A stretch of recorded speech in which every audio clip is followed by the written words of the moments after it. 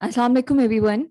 My name is Sanai Mohammed, and on behalf of Renewables First and the Pakistan Renewable Energy Coalition, I'd like to welcome all of you to today's conference on renewing Pakistan's energy vision.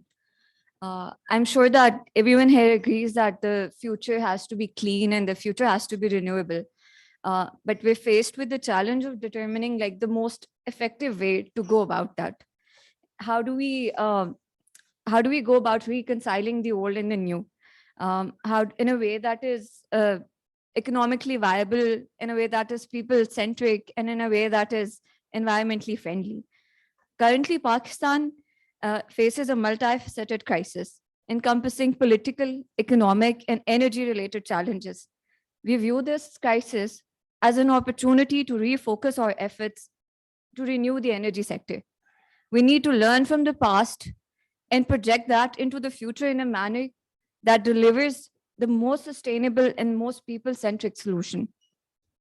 So how do we go about this? Certain outdated notions and misconceptions that exist need to be dispelled and modernized. Modern electricity and energy systems require modern solutions, and innovations need to be mainstreamed while simultaneously displacing past notions of what constitutes an effective modern system. Up and coming technology and modern solutions such as industrial decarbonization, battery storage, off-grid solarization, like microhydral solar, need to be incorporated into our policy and planning. As a dedicated energy transition think tank working in Pakistan, Renewables First work addresses critical energy and natural resource issues with the aim to make energy and climate transitions just and inclusive. We aim to drive energy transition through impactful research, advocacy, and strategic partnerships with a focus on inclusivity and immediate action. Today, we will be presenting our findings across this realm, followed by some insightful panel discussions, after which the floor will be open for an open interactive discussion. If you guys have any questions which are not addressed during the event, please feel free to leave them on the notepads that are provided to you and hand them over to me or anybody on the organizing team. We have Anam over there and Sana over there. You can hand them to them.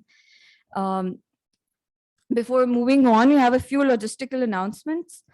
First, that today's event is being live streamed on LinkedIn, and you can also revisit it on social media pages of the RE Coalition. We have running tea till 12:30, and then lunch will be served at 2:30. Now, I'd like to officially begin by welcoming Mr. Basit Gauri for our first session. He is a senior program associate at Renewables First. The session is about busting myths around renewable energy and the power sector in Pakistan. Please, Basit.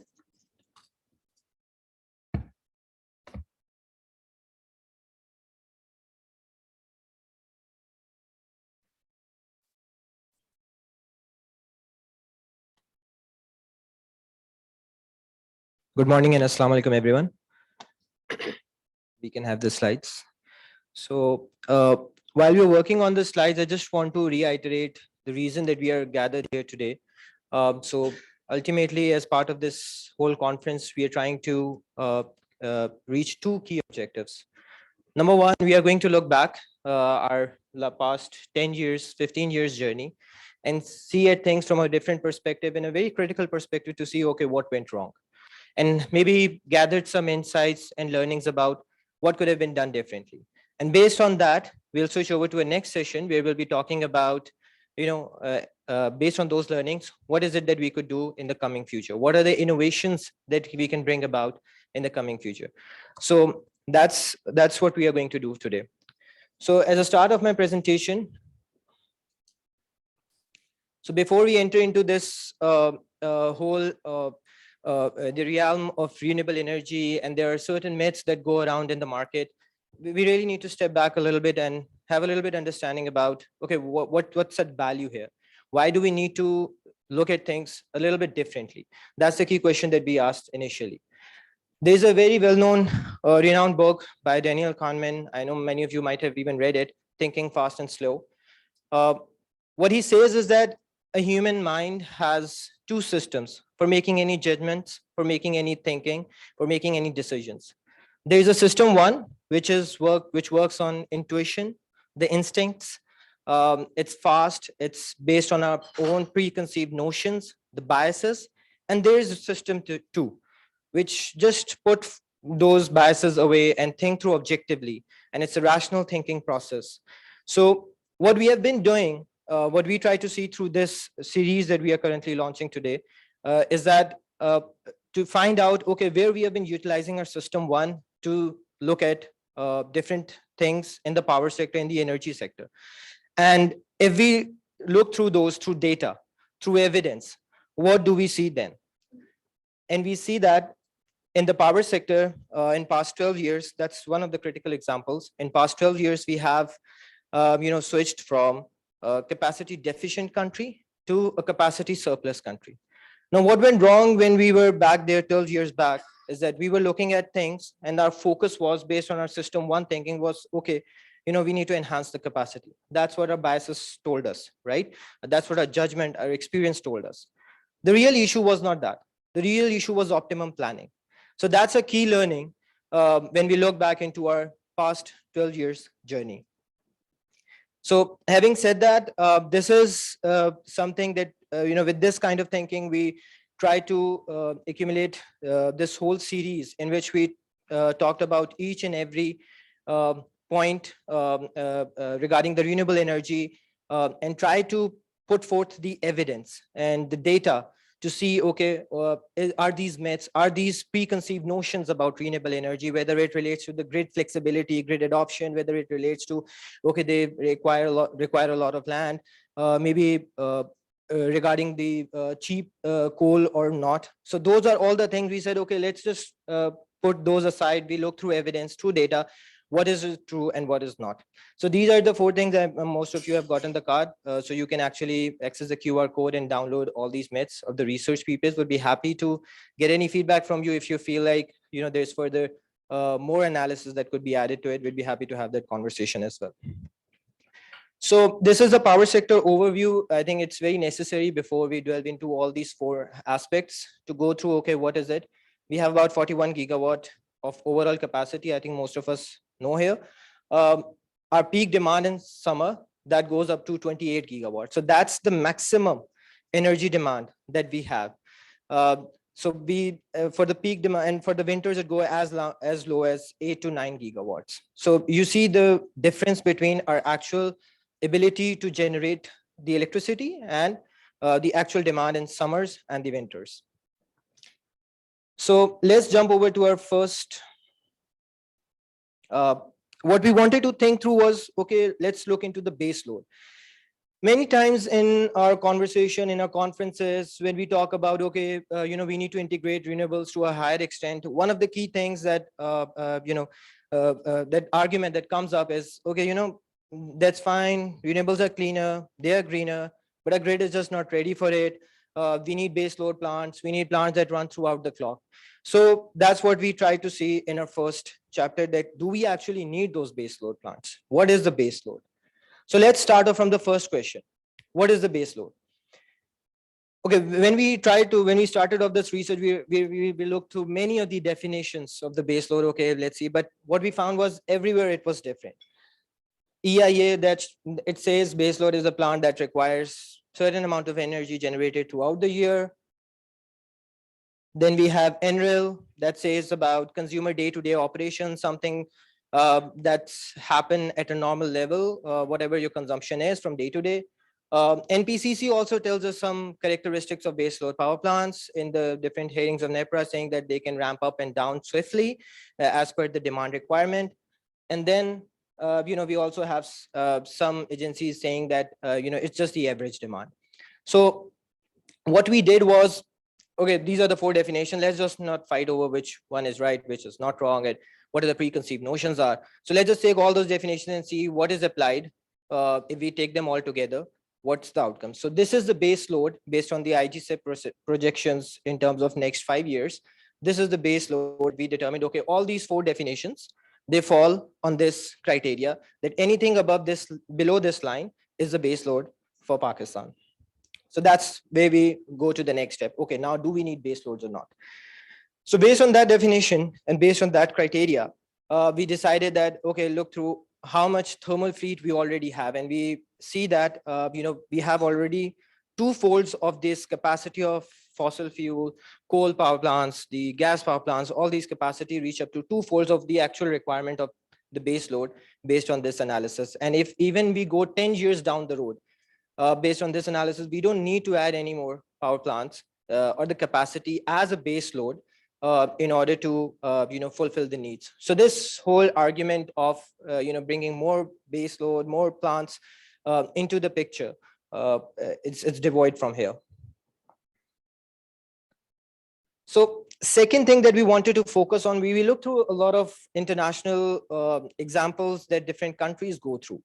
Okay, what do they do? What do they think? Where is the global trend is going towards? And we realized that it's an archaic concept, believing in or looking towards having those power plants that runs throughout the year. Instead, the new focus is more towards the flexibility.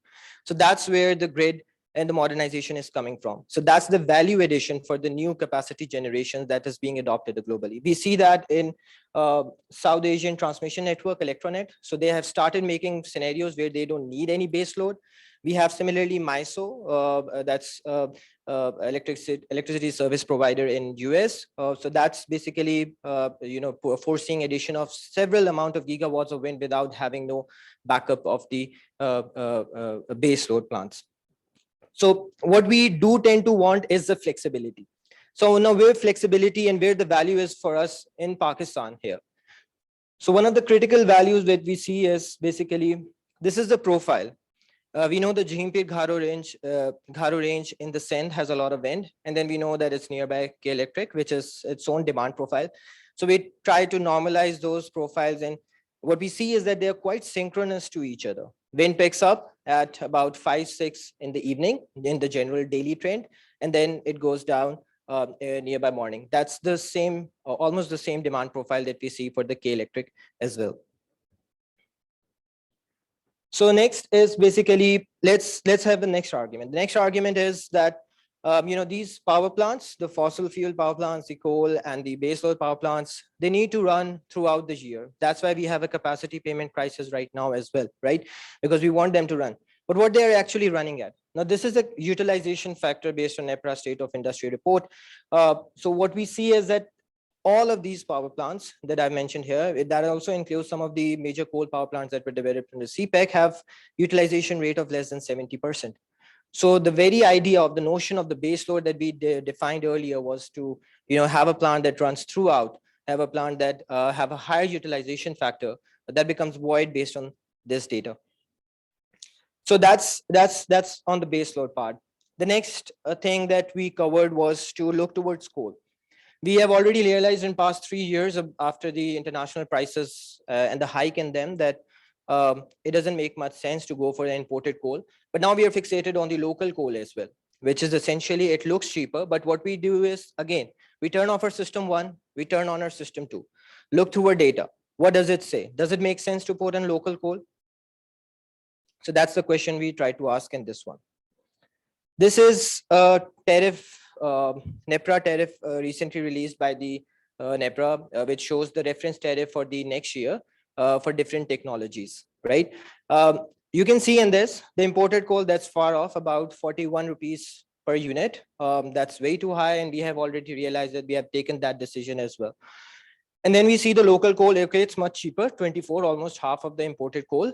But then we look to the solar, that's further 60% of that. So you're going towards solar is still much, much cheaper.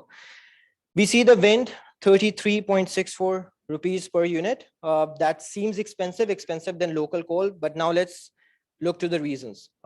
Mainly because most of the wind power projects that were installed in 2011 that had a higher tariff negotiated. So now the tariff is almost equivalent to solar, about 4 to 5 cents per unit. So that for any new power plants, it will be almost equivalent to 15.04.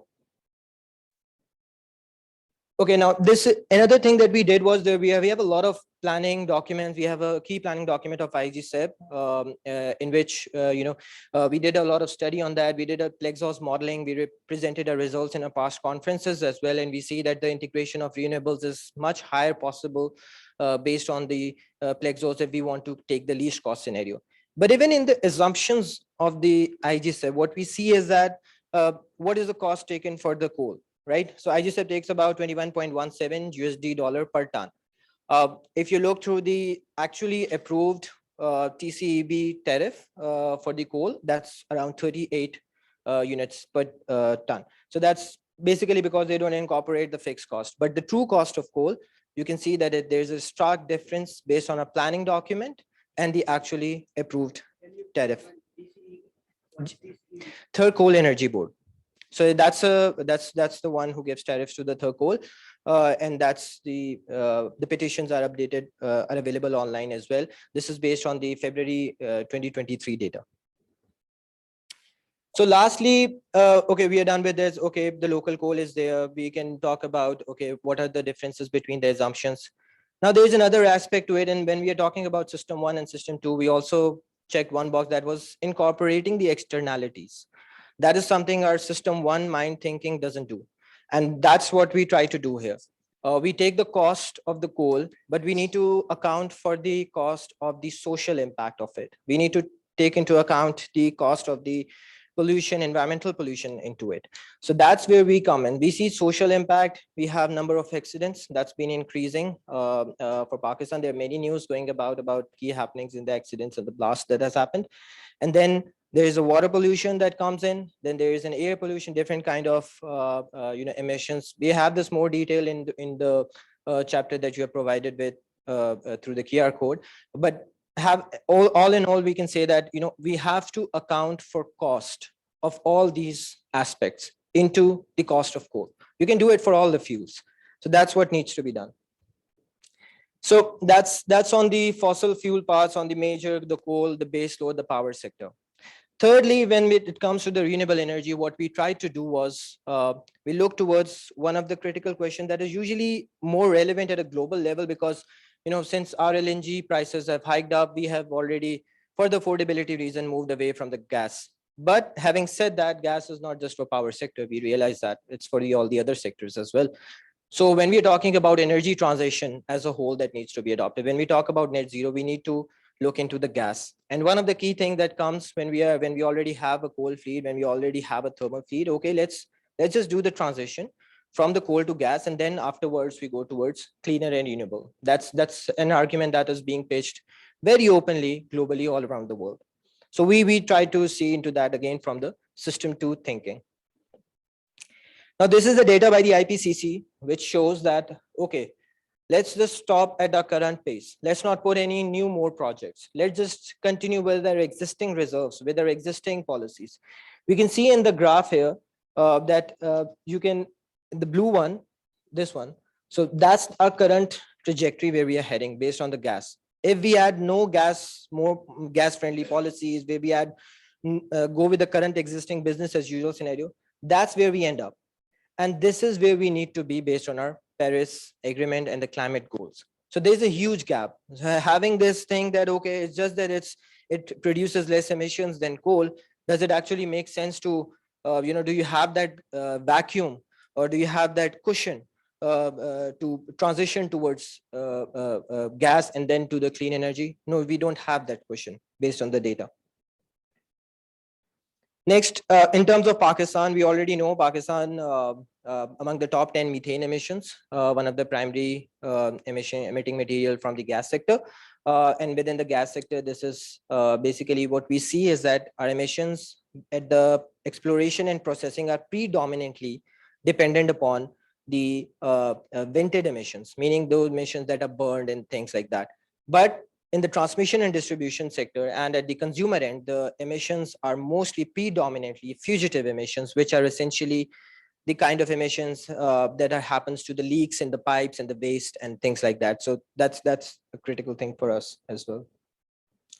Okay, another thing about gas is that when we're talking about gas in Pakistan, we have to realize that our main consuming sectors for the gas are basically the domestic sector and the power sector. So together they make about 51% of the gas consumption, right?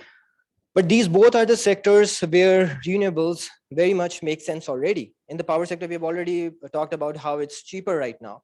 So when you are talking about inducing more gas based policies into these two areas or in Pakistan, you have to realize that you are pushing out the transition. You're pushing out easy to abate sectors where transition can happen easily through solar and wind, which is not only economically viable but also financially feasible. So that's one thing that needs to be taken into account. Okay, this is also one analysis that we did for the power sector. In the power sector, we have many gas-based plants currently not operating due to higher gas prices and everything. The utilization rate is low.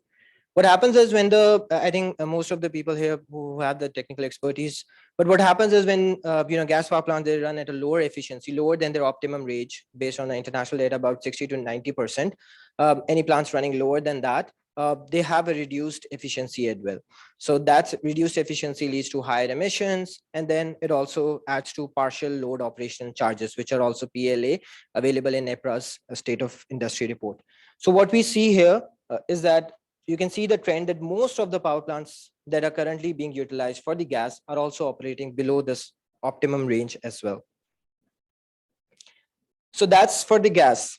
Next, let's come to renewables. There are also preconceived notions about renewables. We have addressed the flexibility part and the base load, but there are also notions like, okay, renewables take a lot of space, right? The solar, the wind specifically takes a lot of space. You have like this whole 22-kilometer Jimpir Gharo corridor, and then they accept a lot of space. What we are going to do, we don't have enough space and all that. Let's look into it. Does it actually utilize a lot of space? Let's turn on system two thinking. So let's first see that where the potential is and what is the land use here. So this is the data that we overlaid. We can see that that's the higher potential side where the potential is maximum. All of us already know. And then the population also remains minimal in those areas. So first thing, let's establish that the major hotspot of wind areas do not have much. They do are local communities are available and they need to be settled. Of course, the transition needs to have to happen, taking into account the equity and the justice aspects. But having said that, overall, the development is not much there. So you do have the land available for the wind as well. So one of the critical thing that we see, we bifurcated the land use of the wind into two: the direct impact area and the indirect. So direct means, okay, this is a wind turbine, this is the road, this is what I need for the wind farm. And then there is all the land surrounding between from one turbine to another turbine that has nothing in between. That's the indirect impact area that's just come within the wind farm, but it's available for other use cases as well. So what we see here is that about 98% is the indirect impact area for the wind. And that's the international standards and the international research that shows. And when it comes to Pakistan, what we did was we take into account, okay, how much the impact area is impacted from the, let's say, a power plant in wind, and how much area is impacted, let's say, by a coal power plant somewhere in the mid Punjab. So we did a comparison. We see that initially the power production per, let's say, 1 kilometer square of land, the power production per kilometer square of land for wind is very low as compared to, let's say, a coal power plant. But when we take into account the direct impact area, the power production is much higher even than the coal power plants that our initial analysis shows. So once again, our system two thinking. Now the next question is, okay, we have a lot of empty space in between. We have to do something about it, right? What can we do about it? On the right, you have this Grand Prairie Wind Farm in Nebraska, USA, which essentially incorporates all the multi-use cases of the lands. Typically, what they are doing is a lot of farming. We already know in Jimpir Gharo region, if you go and visit all those wind power plants, you'll see scores and scores of barren lands out there. Just very small parcels of here and there are vegetation, but overall the land is barren. It's not being used for any purposes. You start utilizing that land. You start building up community-based models. You start incorporating community within your projects. We have such examples going on in Germany as well. Community has a share in this. So you bring those kind of models and you can essentially negate this whole myth of land usage for the wind power projects.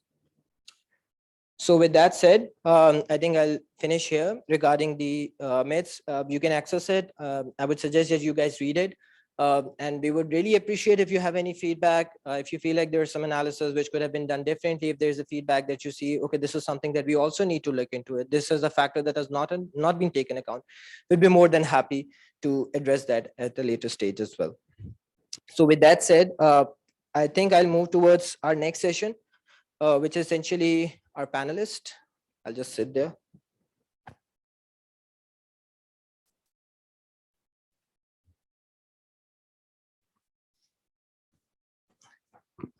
Thank you so much. So setting the overall agenda, we have seen how these myths perceive in overall our energy sector and what needs to be done. So what we are going to do is right now, we are joined by esteemed panelists.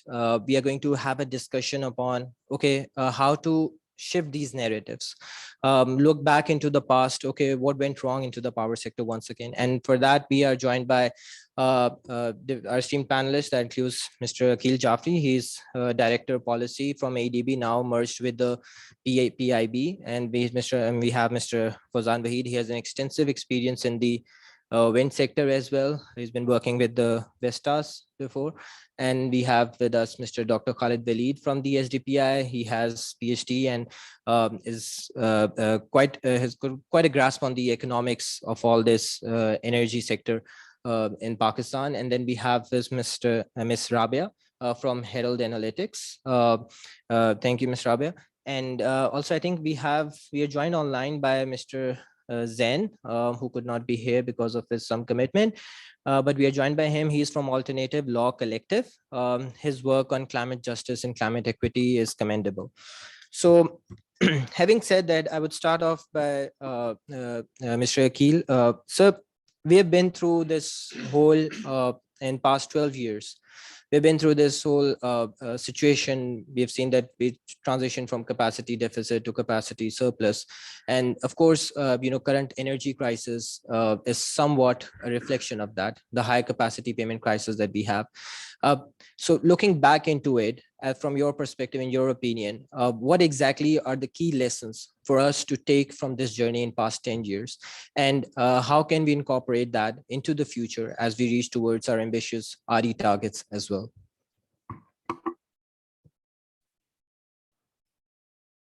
Thank you, Basit. First of all, I would like to thank you for inviting me here. And you presented a very pertinent overview of what has been happening in the last 10-12 years in the power sector. You rightly mentioned that the problems we are facing today, even though we have sufficient generation capacity available, it's a mix of many issues, but the core issue has been inconsistencies in the policies, and at times not diverging from the policies we had in the past, ad hoc decisions which are more radical and instinct based rather than based on some sort of work and research. And also the decisions are not taken on time. And coupled with the fact that we have grid issues, we still, although a lot of work has been done in the distribution network and transmission network as well in the last 10 years, still we are facing issues with the grid. And as they say, Europe, most of the countries have set their net zero goals of 2050 or 2060, but they're saying that there's no transition without transmission. So fixing transmission network is one of the core areas which needs to be done if we are to make the transition towards renewables and clean energy technologies.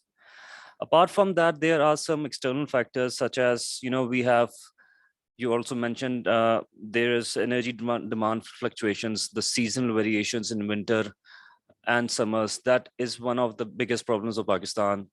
The power sector, the capacity additions are based on the peak demands which we get in summers, whereas in winters, last winters the demand dropped to 7,000 megawatts. So what do we do with the capacity we have? it gets underutilized, we have to make the payments.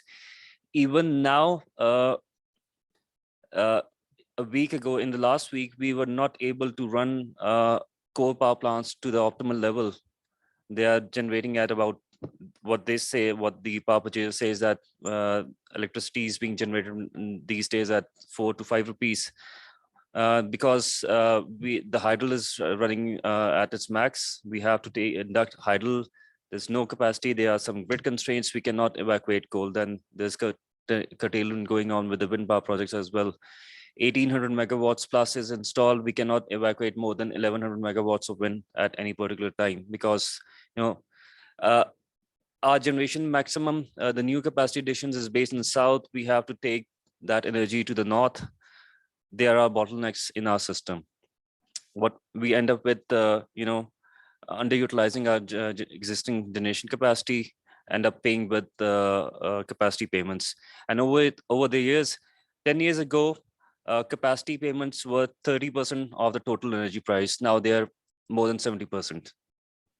And this shift is dangerous. And this is one of the factors resulting in the circular debt we have right now. So going forward, I think renewable will play an important role, because there are no capacity payments involved. And with the decrease in prices, prices of, if we get generation at 4 to 5 rupees or 6 rupees, still we are better off not utilizing our expensive power generation, paying them the capacity payments. We still benefit with, there's a differential which we can utilize, and that can reduce the electricity prices in general. The increase, it's a chicken and egg situation. The increase we at Pakistan's per capita energy consumption was around 550 kilowatt hours per annum, which has dropped to 439 kilowatt hours in last 2-3 years. Last year, there was around about 10% reduction in overall electricity consumption over the year. So that is again because of the energy prices increasing. So the solution is move towards renewables, cheap generation, integrated energy planning, and not just planning our generation properly. At the same time, we have to plan our transmission system. So the IGSEP should be coupled with the TSEP, the transmission system expansion plan. They should be synced. And we need to shift our consumption from gas towards electricity going forward. So, we can flatten our seasonal curves. This has to be done. The gas reserves are depleting. We need to shift our cooking, heating, even, transportation to electricity. And we need to create cross-sectoral linkages when it comes to electricity consumption. What the government has done recently, the government has recently approved a national, there was a national electricity policy that was approved in 2021 that provides a broader guidelines for the power sectors over the next decade. Recently, the government has approved the National Electricity Plan. So it's not just about generation planning and transmission. It provides a way forward for the power sector as a whole. For the market design, market implementation, transmission, investments, what will be the concessional regimes available, where we will be picking off the subsidies that are being provided today, which sectors will be provided subsidies. So it's an overall plan. And the most important feature of that it talks about integrated energy planning, generation plan synced with the TSEP system and market operations, cross-sectoral integration and optimization, and most importantly, efficient utilization of resources. So it will be a gradual process. It can't be achieved in just 2-3 years. It will take about 5 to 10 years in order to do away with the circular debt, reduce the circular debt, do away with the capacity payments. But we need to start right now.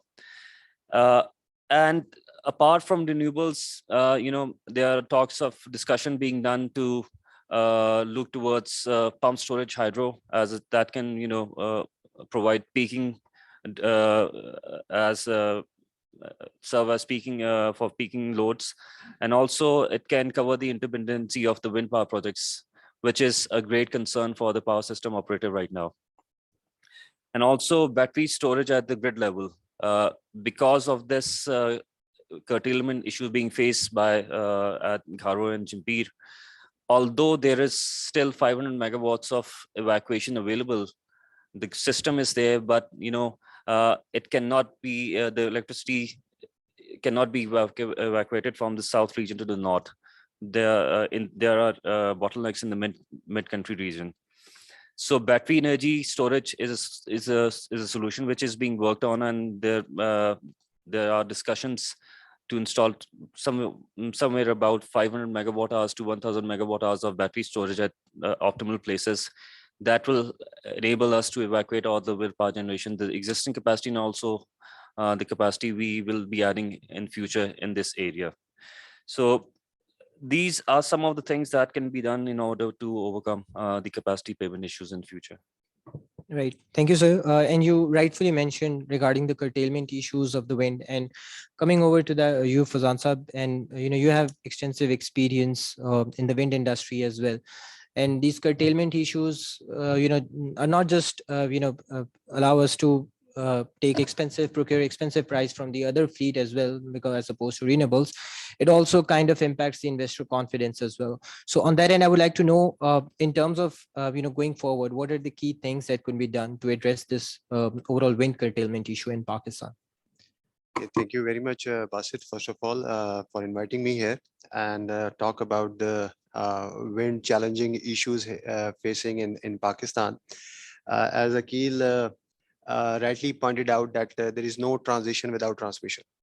And I think wind curtailment is one of the challenge that currently wind industry is facing. And that is primarily driven by the system incapability. And when we talk about the system incapability, that is driven by the weak grid. Since 2006, we know that this is a wind corridor and all the wind projects are going to come here. Unfortunately, the concrete work has not been done at the grid level to make sure to avoid all these issues like harmonics, voltage sag, all these issues now coming, and that is why because of the nature of the weak grid, system has to curtail wind. So this is how it is happening in Pakistan. Now, if we talk about the solution, that what can be done, and solution is very simple, I would say, because there are multiple studies available, and these studies are not recently available. These studies were available for quite many times. We know there is a JICA study available which talk about the grid reinforcement. We know there is a US-8 study available. I think there is also a World Bank study available which also talk about these issues to reinforce the grid and what can be done at the grid level to ensure that there is no curtailment issue at the grid level. And if we talk about what are the recommendations given by them, as Akil pointed out, that they are pointing out the better storages at the grid level, and especially on those grids where these wind projects are connected. They're also talking about the war compensation. They are also talking about the fault zoning.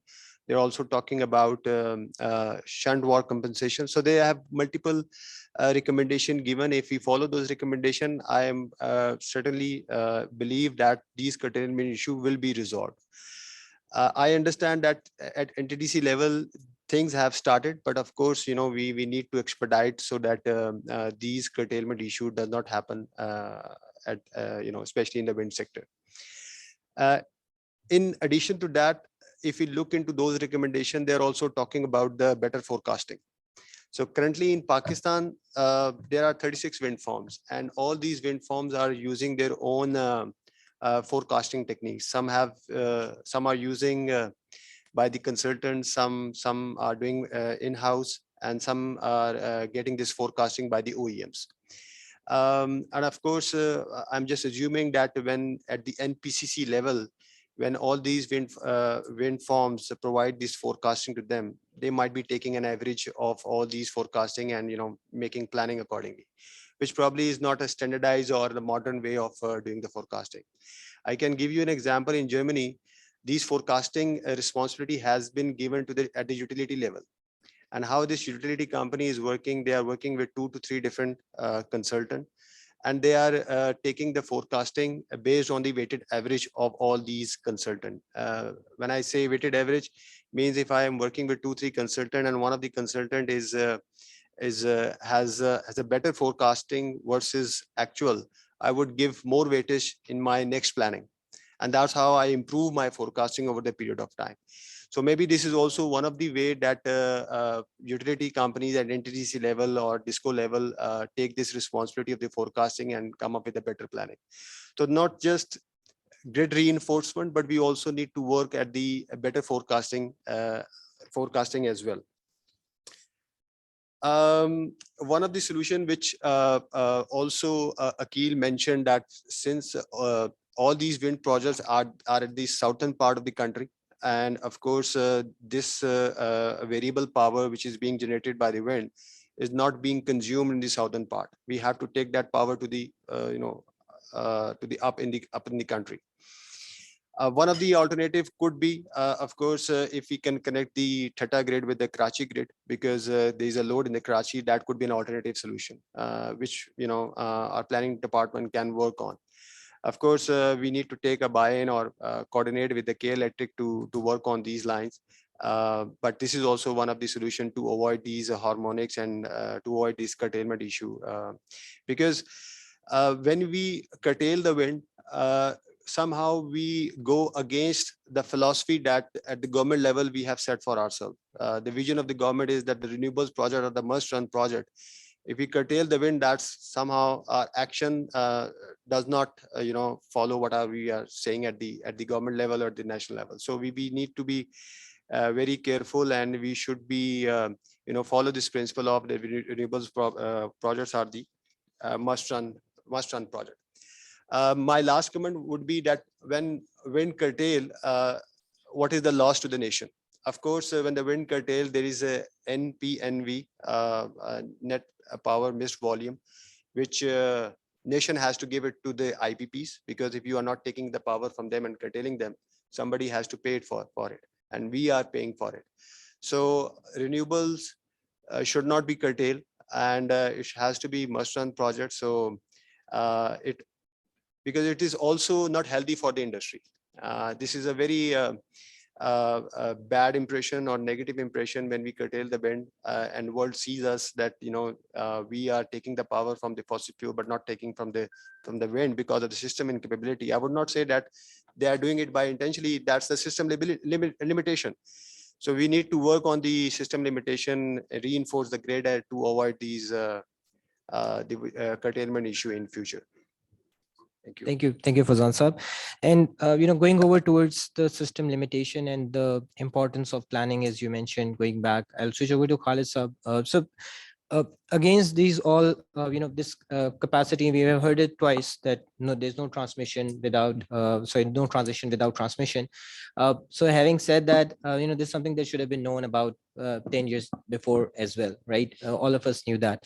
But still, there are certain narratives that existed in the market regarding the needed for added capacity, let's say, and on. Even right now, that still exists, the need for the added capacity to meet, our demand. How do we go about in shifting those narratives to do a little bit of design thinking and rethinking and switching towards from, okay, not just simple as finding a solution or adding an additional capacity, more or less to do with the localized solution about using the flexibility of the renewables or things like that, going away from the base load. So how can we go about shifting these narratives? Well, thank you so much, Basit. Thank you so much, Renewable First. Splendid presentation. What is needed, actually very timely. Thank you so much for that. I'll talk about the narratives first. What we lack in Pakistan is the lack of integrated or long-term policy making. Let's discuss some of the narratives that we set. We all are responsible in that, not only the government part, in terms of CSOs, in terms of community, in terms of general public. Back in 1990s, when unbundling debates started, we started to set the narrative of this unbundling and to eliminate the vertically integrated market of WAPDA. And we created like sort of in terms of that narrative, and we unbundled our power sector monopoly into multiple different monopolies in terms of distribution companies, in terms of transmission company, and in terms of generation companies. And then there are private monopolies now in terms of independent power producers. So this was the unbundling narrative that we couldn't utilize, or that was underutilized. Then come the narrative of electricity shortfall. Back in 2007 to 2013, there was a narrative that we need to expand our capacity because there is a I would say massive level of load shedding in the country. The election of 2013 was fought on the slogan that we will eliminate load shedding from the country. And we were protesting, we as a community were protesting that we should eliminate this load shedding. But there was short-term planning. We focused on capacity building. Our narrative was to build the capacity or expand our capacity by whatever mean possible. We presented a lucrative sort of agreements which were coupled with interest rates, which were indexed with exchange rate, which were indexed with our inflation CPI. We didn't thought it through, and we solved our accessibility crisis with another crisis that is now we are facing, and this is affordability crisis. Because of those lucrative agreements, power purchasing agreements, now our economy is in turmoil, our energy sector is in turmoil, and our environmental sector is also in turmoil. So this is a 3E sort of crisis, which is due to the lack of long-term planning. Now interest rates are rising, capacity payments are rising because of that. Exchange rate is rising, capacity payments are rising with that. CPI is rising, capacity payment is rising with that. There is an interesting fact with my calculations.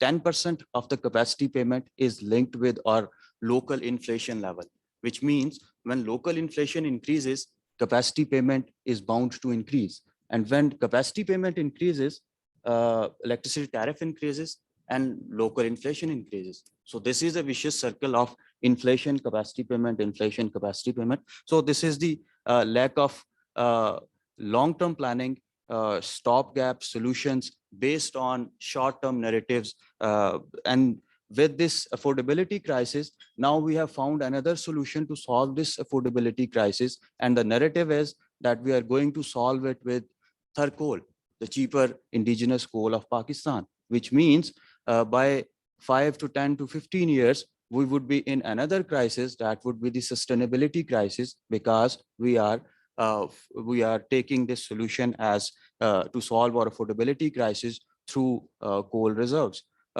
Most probably by 5 to 10 years, most of the export industry would be linked with cleaner energy choices, which means that just like back in 2005 and 2006, our industries in Sialkot, exporting sport industry, they were banned to export their products to Europe because there were some child labor issues. I think, God forbid, this would be linked with GSP plus status as well, where exporting industries should be producing their products or commodities with cleaner fuel. So this would be the crisis, one crisis to another crisis to another crisis: accessibility, affordability, and sustainability. So we need to set our narrative straight.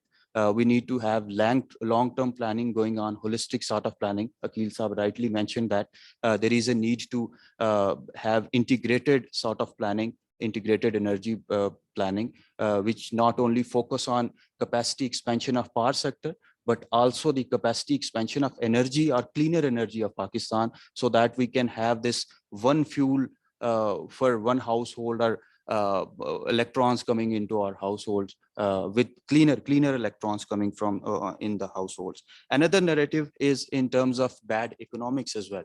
That is the diseconomies of scale. All over the world, in terms of capitalistic system, all the businessmen or industry, they focus on getting economies of scale. But in terms of Pakistan's power sector, there is diseconomies of scale, which means that our marginal fixed cost increases with the passage of time, because we have indexed it with interest rate, exchange rate, and so on and so forth. So another narrative, that is unproductive consumptive regime in Pakistan. We are generating electricity with very expensive fuels. We are spending dollars for it, and we are giving it to our household sector, which is obviously imperative for an economy, but we are not utilizing it for productive reasons. 50% of the electricity consumption comes from residential sector, which is contrary to the world trend. In India, the leading consumptive sector of electricity is industry. In China, it is the same. In developed countries, it is exactly the same. Industry sector leads, but in Pakistan, 50% comes from residential sector. So these are the some of the narratives. What we can do to smash these narrative, well, obviously innovative approaches. How we can do this? We can integrate, we can incentivize. One way to integrate is, Fozan Saab rightly mentioned that we need to incentivize renewable energy. One way to incentivize is we look options into sector coupling. For example, P2X or P2H is very, I would say, a buzzword these days. Hydrogen economy is a buzzword these days. If we link our wind industry with production of hydrogen as well, then in times of curtailment, I guess they can shift their energies toward producing those hydrogen, and that would be an incentivization of wind energy. Lastly, we need to look into the concept of community grids. Wind energy plus community grids, that can be a very good and actionable sort of action, policy action, which would not be using our national grid, which is vulnerable in terms of electricity supply or in terms of intermittent nature of wind energy. So these are some of the solution. I would say we need to have these best practices coming from international examples, but we should not copy paste to Pakistan. We should contextualize first and then pick those solution, and I would say copy and special paste into the right context of Pakistan. So thank you so much. Rightfully pointed out. So then thank you for pointing out these solutions. And you talked about, the need for the long-term planning, and it's the reason for all these critical issues. And then there's also the idea of data-based and the research-based decision-making, right? So on that end, I'll come to Ms. Rabia as well. Perhaps you have an experience of working in this with the data in the power sector. So can you talk us about within this whole power sector, in terms of data accessibility, what are the gaps and the challenges and its implications? And particularly when we are talking about going forward and reaching to ambitious renewable energy targets, how does availability of data play its role in this, helping us achieving these targets? And I would like to also know about, since Herald Analytics is new to all this ecosystem as well, so if you can just introduce the organization as well. Thank you. Sure. Thank you, Basit. And thank you for having me in this panel today. I'll really appreciate the insights that our co-panelists have shared, especially the detailed insights that Dr. Khalid has shared with us. Talking about Herald Analytics, we are an energy startup and we have been active since the start of this year in Pakistan. And basically, we are a commercial intelligence platform where we develop tools and insights for energy and natural resources. So in a nutshell, we try to help our clients in making data-driven decisions.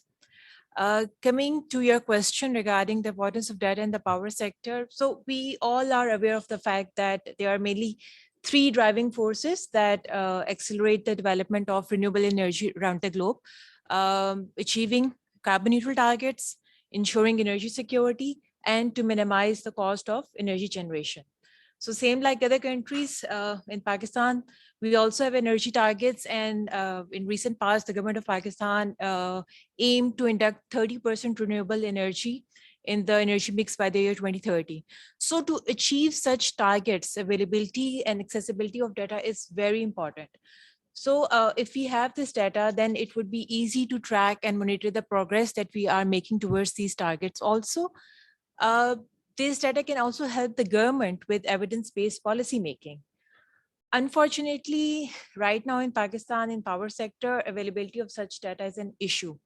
Either this data is not available, or in case if it is available, it's not in a machine readable format. So, or plus there is data, but there is some lag and time delay associated with it. What does this mean to us as a data analyst or the research analyst working out there in the market? What our experience at Herald Analytics has taught us that it is a very labor intensive assignment to draw meaningful and strategic insights from such data that is not available in a proper format. Also, the exercise that we are currently doing at Herald Analytics to digitize the data of power sector in Pakistan, it's very resource intensive task, and it consumes a lot of time and resources to just to transfer this data into a format that is useful for driving meaningful insights. Like, for example, I'll share data through this slide. What does and data can help us, how this data can help us to drive meaningful insights if it's in a proper format and meaningfully it's analyzed. So from this dashboard, we can see it's a dashboard for Pakistan power purchase prices projection for the fiscal year 23-24. So there's some font issue. You can't read it properly from here right now, but we can easily see the energy source wise cost breakup of EPP and CPP cost.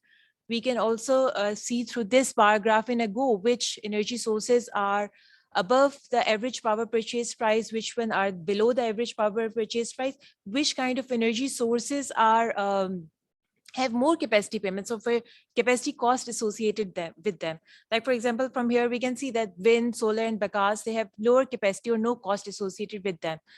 So coming back to the original topic of data availability in Pakistan's power market, the major source of data is from the State of Industry report from NEPRA, Energy Yearbook from Hydrocarbon Institute. Although these reports are available with a time lag of 1 year, they take a year to publish and compile the data, but still it's a good source of data. These are in PDF form. So as a data analyst, we still have to utilize different tools to convert this data into a machine readable format and to draw insights from that data. Other than these report, there's a very important data that is released on NEPRA's press releases. Like if we talk about energy purchase data by CPPHE, it's published there on monthly basis, and it has information like monthly energy procured from each power producer and the associated cost for that energy. Very important insights could be drawn from that data, but again, it's a very poorly scanned image. PDF files that are available there, impossible for machine readability. And even from, if as a human we want to read data from that PDF files, it's impossible to extract information from that. Another big data source could be the generation licenses and tariff documents that are available on the NEPRA website. But again, these are not machine readable and they are not in a standardized format. There is no standardized format that is followed across different documents. So to digitize that data and to extract information and meaningful insights from that data, it's a very resource intensive task. So in my view, till such data related issues are not resolved, it's difficult to keep track of the progress that we are making towards our clean energy targets. And also when we have data in the required format, then we would be in a better position to use the cutting edge technologies like artificial intelligence models and generative AI to do the predictive modeling and forecasting and to fast track this process of energy transition in Pakistan. All right, thank you so much. And definitely availability of data and timely availability of data would be critical in order to make prudent decisions as well. So stepping back a little bit in today's conversation and bring Mr. Zain from Alternative Law Collective, who's joined us online, into the conversation. So we have, we have gone through this whole session about, different myths that occur in the overall renewable energy sector. And so there's a whole narrative building effort that is needed in order to pace up this energy transition. And within this effort, one of the key arguments that comes in for Pakistan, I think it also arose in our last conference with the Renewable Energy Coalition as well, was that we don't have that much portion or share in the emissions in the overall global context. So why do we need to accelerate the transition? So we at a think tank level, we do know the answers, but answering this for a layman person, for general public, how do you go about shifting those kind of narratives? Yeah, it's a good question. Thanks for having me, by the way, RF, or I'm sorry कि मैं आप लोग के साथ in person नहीं हो सका, missing out on really good conversation. I would say कि yeah, आप सही कह रहे हैं कि there is a need to shift that narrative. अब दो चीजें हैं जो कि मुझे लगती हैं कि जरूरी हैं before we even begin to ask about what that narrative shifting looks like. The first thing is that Pakistan's CO2 profile is, you're right, it's not that much. मतलब आप bottom 40 में आते हो, whichever way you look at it. अगर आप per capita कर दो तो आप बीच में आ जाते हो, but more or less you're in the bottom 40.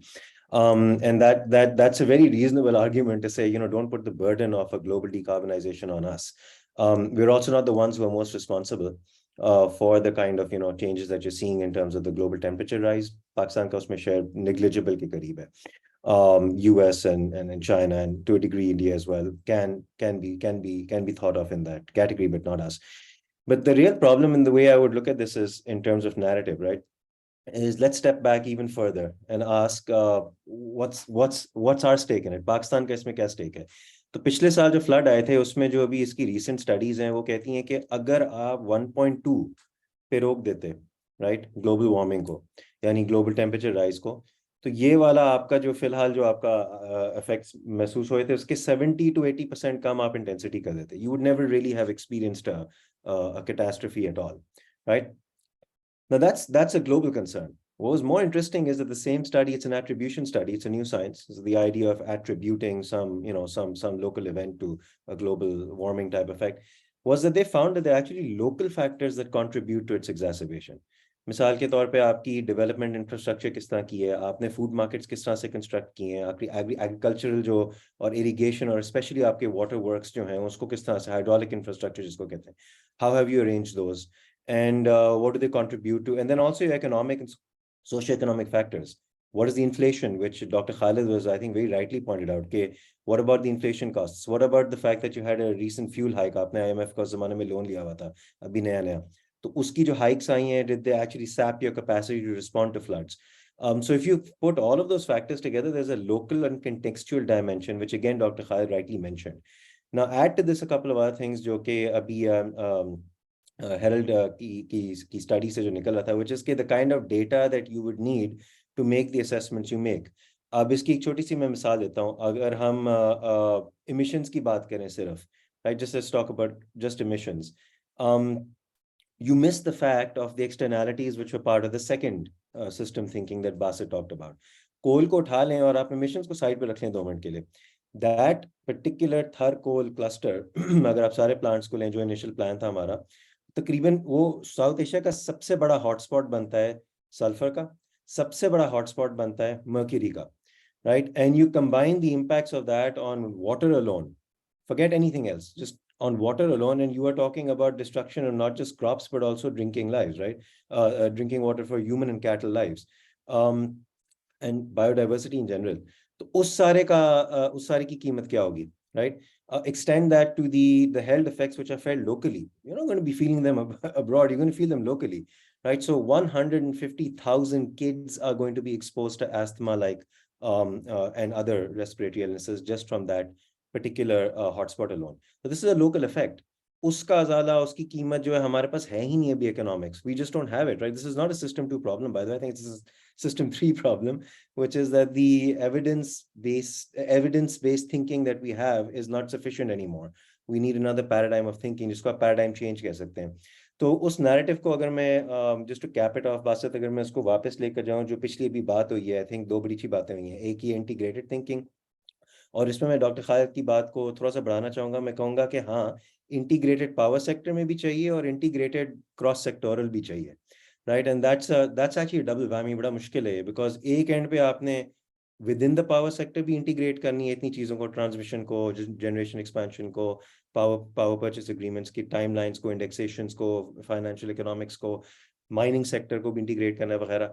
उसके साथ साथ आपने क्रॉस सेक्टोरल भी करना है, क्योंकि पाकिस्तान का पानी का, फूड का, एग्रीकल्चर का, ट्रांसपोर्ट का, कुकिंग, स्टोव टॉप कुकिंग जो हम इस्तेमाल करते हैं, ये सारी चीज़ों को भी हमने इकट्ठे इंटीग्रेट करना है और लॉन्ग टर्म होराइजंस में करना है. So I just make one more point to close it off, that the narrative will have to shift, I think, focus away from just power, which is, I think, primarily what we are usually interested in, to a cross-sectoral kind of approach, and then away from standard evidence bases to a broader paradigm. Decarbonization targets, energy security, and lower cost of generation. In teen ki baat hui thi na abhi, it's not enough. We'll have to, I think, push forward. We'll have to talk a little bit more about alternative ways of approaching the whole climate and energy catastrophe as a whole. Thank you, sir. Perhaps I think we are pointing out to the ecosystem approach in order to solve this energy transition challenge in itself. So coming over to that, you talked about local solutions, and I'll switch to the Khalid sub once again. So we just went through this. There's a gap between what are the community level issues and what are the issues at the public sector, and then within that gap, there's two key stakeholders. There's an academia and there are the think tank bodies like us. So what should be the role of these kind of organizations in overall the energy transition as we proceed towards achieving our key energy and renewable energy targets? Well, Basit, thank you so much again. Very pertinent debate, I would say. Zan has rightly mentioned that this is the integrated sort of crisis that we are going on. We need to have intersectoral sort of synergies going on so that we can make this holistic policy making. What in terms of industry, academia, community, and CSOs like us can have common is that we are the, I would say, whistleblowers. We can foresee what challenges are coming up to us, and we can inform in an interactive way, in a very interesting sort of way, so that government bodies would listen. I always say that in terms of implementation, there are 5 different steps which leads to effective implementation. First one starts from introspection. Introspection in terms of what do we have, what resources we have, how we can optimally use those resources. In this introspection, I think academia's role is very important. In this introspection, think tanks' role is very important. And in this introspection, community's role is very important, because community is well aware what are their problems and how can they solve using that contextualized knowledge. And so community, academia, and industry and government in terms of introspection very important. Second level is the integration level, in which we need not only to integrate the whole supply chain coming from the mining to end users, we need to integrate our findings as well. We need to share our findings as well. For example, in terms of academia, there is a more theoretical debate going on, more I would say state of the art or a futuristic sort of solutions coming from the academia, which might not be possible for Pakistan in current present time periods, but they are very important for the future or future planning. If we integrate those academic solutions or theoretical solutions with the policies, or with, I would say, positive side of the policy making, I think we can have this very, very good mixture of narrative economics or narrative side and positive side, which would be very effective in policy making. So integration is very important. Introspection, integration. And third thing is we need to indigenize as well. So for indigenization, community's role is very important, because in academia and policy making, we are often bringing solutions from abroad, foreign solutions, best practices. Community can guide us how these foreign solutions or best practices can be contextualized in the local context of Pakistan, so that it has more policy relevance or more community relevance. So we need to have these indigenization going on with this academia, community, CSOs, and policy linkages. Fourth is incentivization. Obviously, for incentivization, we need to incentivize our academia, we need to incentivize our researchers. Just to quote a bit of theoretical economics, there is a growth model known as solo growth model, which focus on the importance of investment and savings.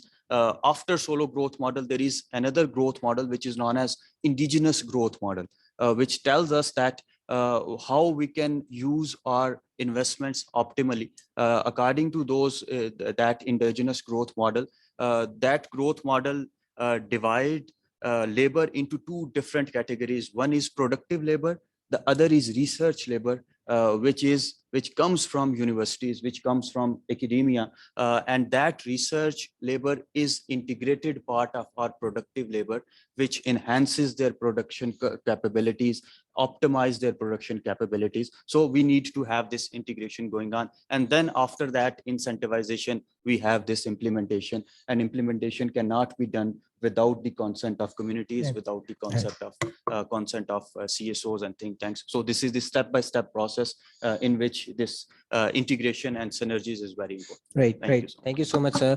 And just quickly, I think we're a little bit short on time, so we're going to wrap it up and keep it short going out for the next question. So, we covered these two actors, and Akil Saab, there's also one of the critical actors that we tend to go towards, when all our other things go down the road, and that's the private sector.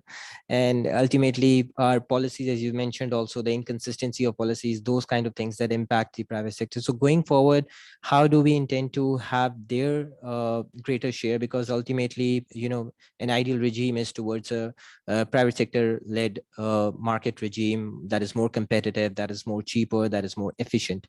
So how do we intend to, in Pakistan's power sector market, incorporate greater presence of the private sector?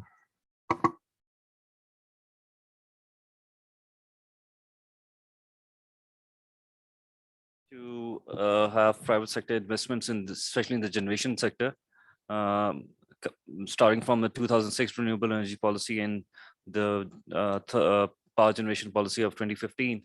And also we are working on a new integrated generation policy that takes into account renewables, thermals, hydro, nuclear, everything. So it will be a combination of all the policies under the national electricity policy. The stability of the policies is the main attractive feature that can attract investment in the power sector. And we are making the transition towards a competitive bidding market in Pakistan for the renewables, wind and solar. And under the National Electricity Plan and the National Electricity Policy, it also envisages private sector competition for other conventional technologies also, apart from some strategic projects like nuclear or some dam-based hydro. All other generation will be inducted through private sector through competition. Then there will be other avenues in future coming up. The wholesale electricity market under the CTBCM regime. That is the main feature in which the prime players will be the private sector. There'll be opportunities for B2B transaction, merchant sales based on wheeling of electricity, bilateral sales to discos for the demand on the national grid. Apart from that, off-grid electrification, energy services companies, these are the areas in which the government is also trying to have private investments. One other area that would also is creation of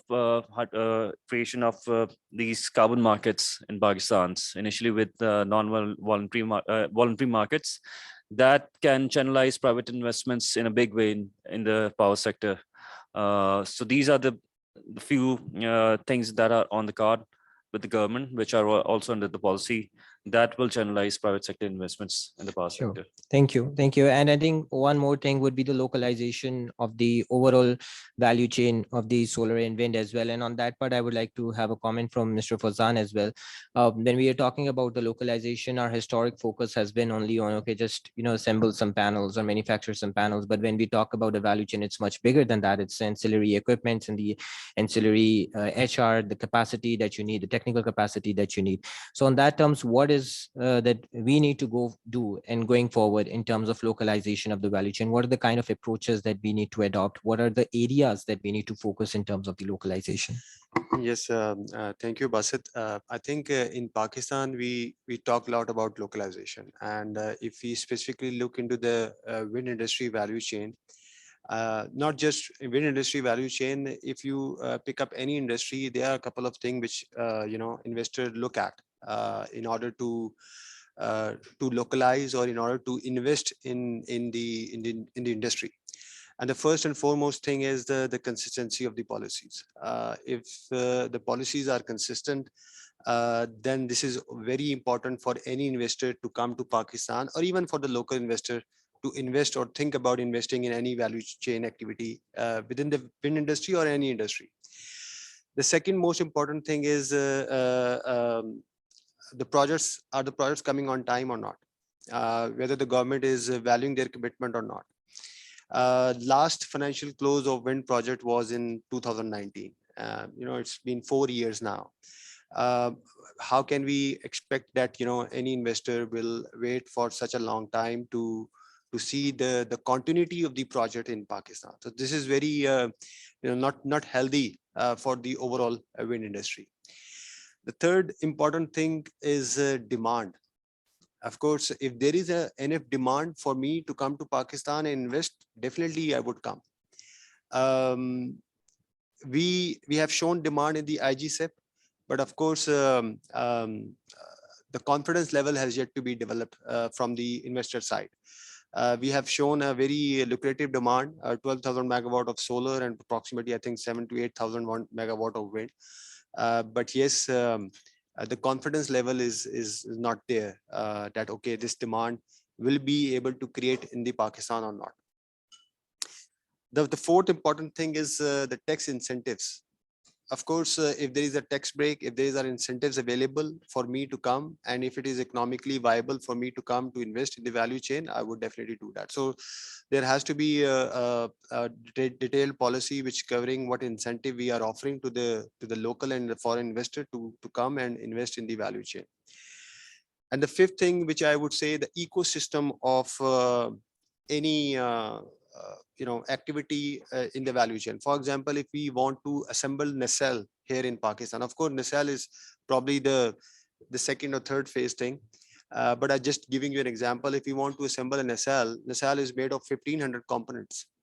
And if those 1,500 components are not available in the local market, that means you are importing those 1,500 components, you are paying money on the transportation of the 1,500 components, packaging cost, and ultimately whatever nacelle you assemble here in Pakistan would be expensive and would not be able to compete the foreign market, because affordability is also one of the concern of the Pakistan. So in order to make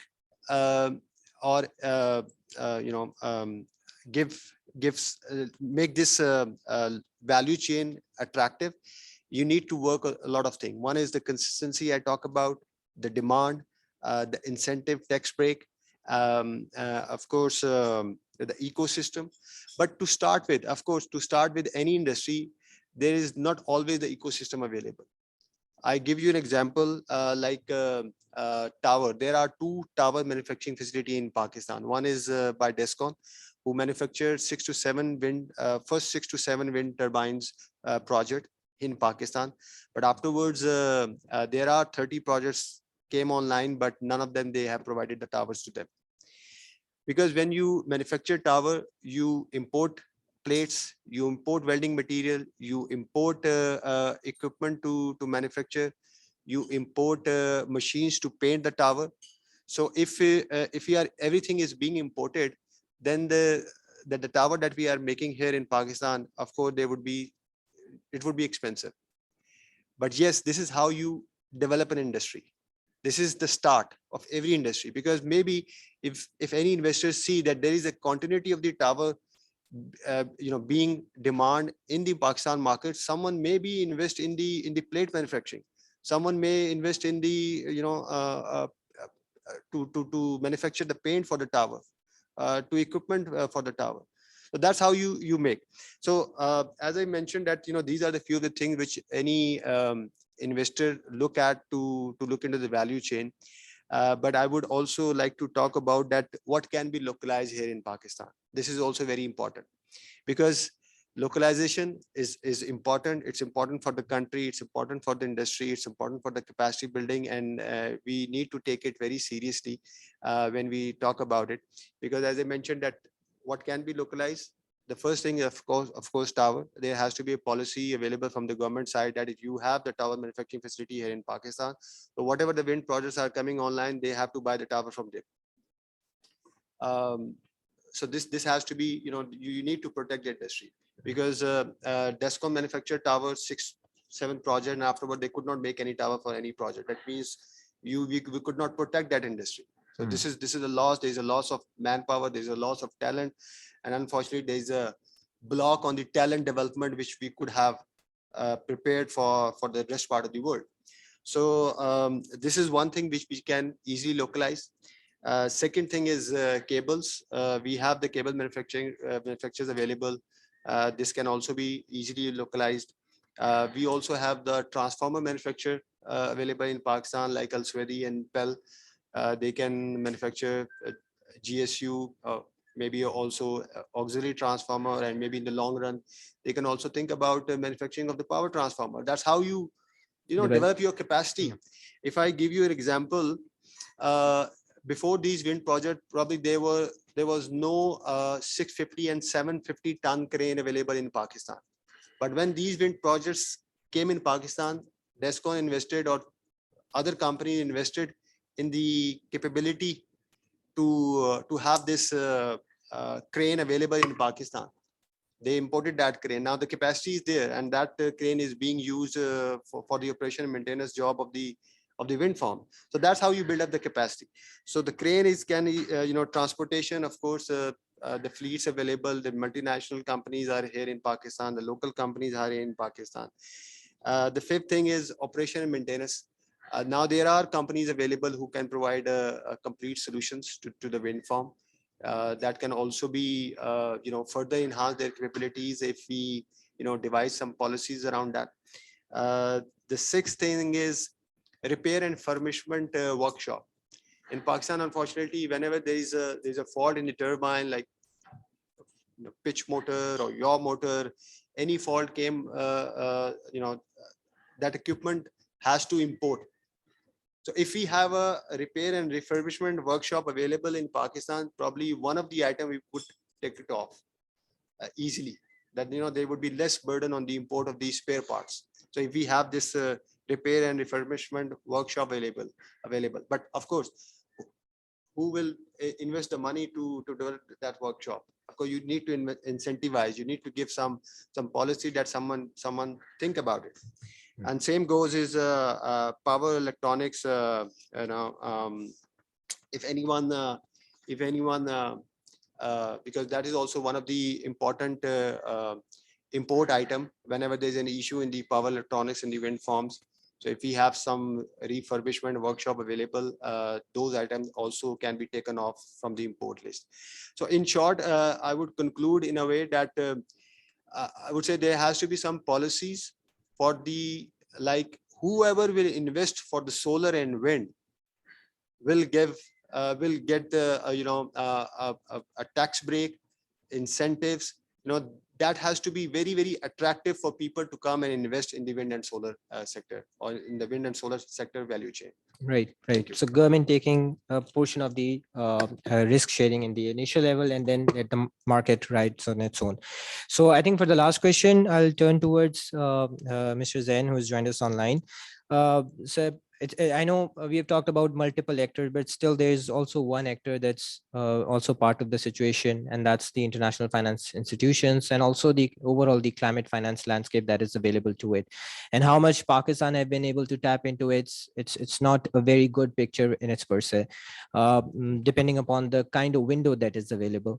So based on that, what do you think the role of these kind of transitions institutions would be in part of this energy transition and accelerating renewable energy deployment? Particularly, we see, I would also like to add that how the private sector and this international financial institutions, the collaboration can be leveraged between these two, because ultimately we see that one of the major blockages of this conduit for the international finance has been the public sector led projects in itself as well. So how can we bypass that and establish collaboration between the two?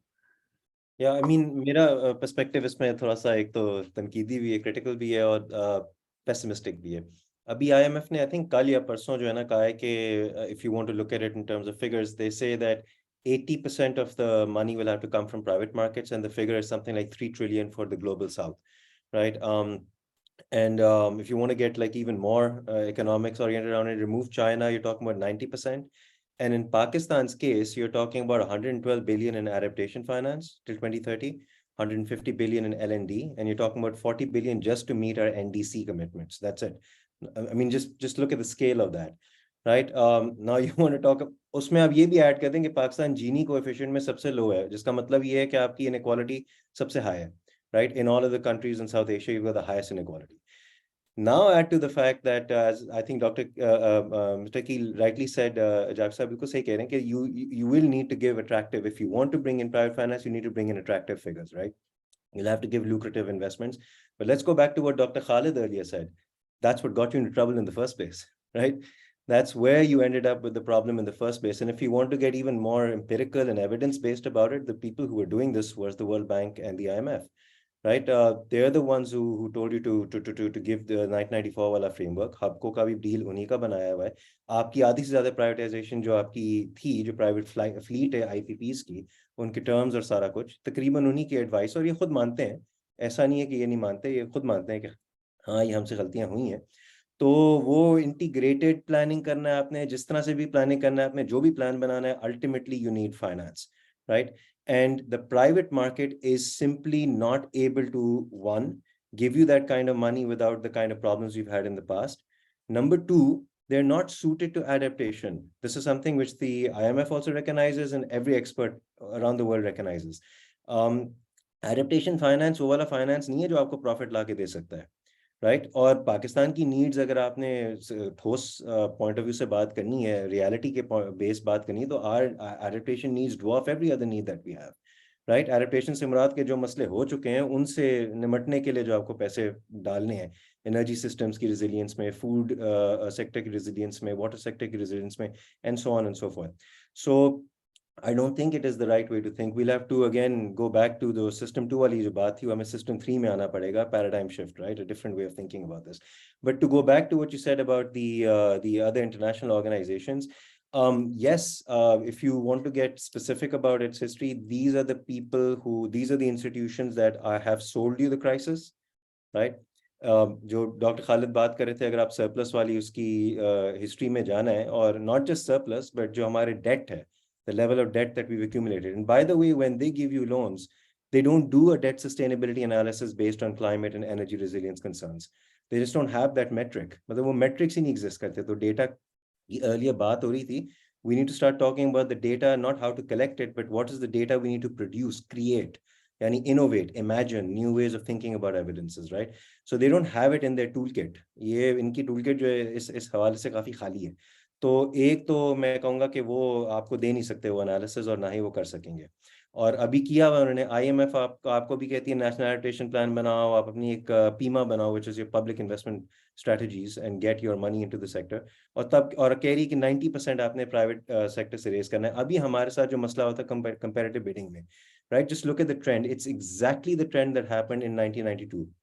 ठीक है, when you were trying to push with HUBCO and you were trying to give the right kind of terms, you ended up giving them concessions and you ended up giving them high amounts of power purchase life cycles. and you did it in a way that did not leverage them in any way that was useful for you, either in the short term or the long term. Short term में थोड़ा सा था, 1 साल का अगर आप देखो, लेकिन 10 से 20 साल के होराइजन में तो बिल्कुल भी नहीं था. वो तो हम जानते हैं.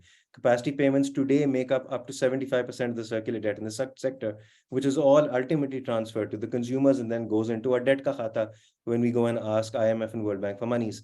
So to bring the discussion back, I'm sorry to present a slightly, pessimistic and a critical picture, but I don't think privatization is going to work.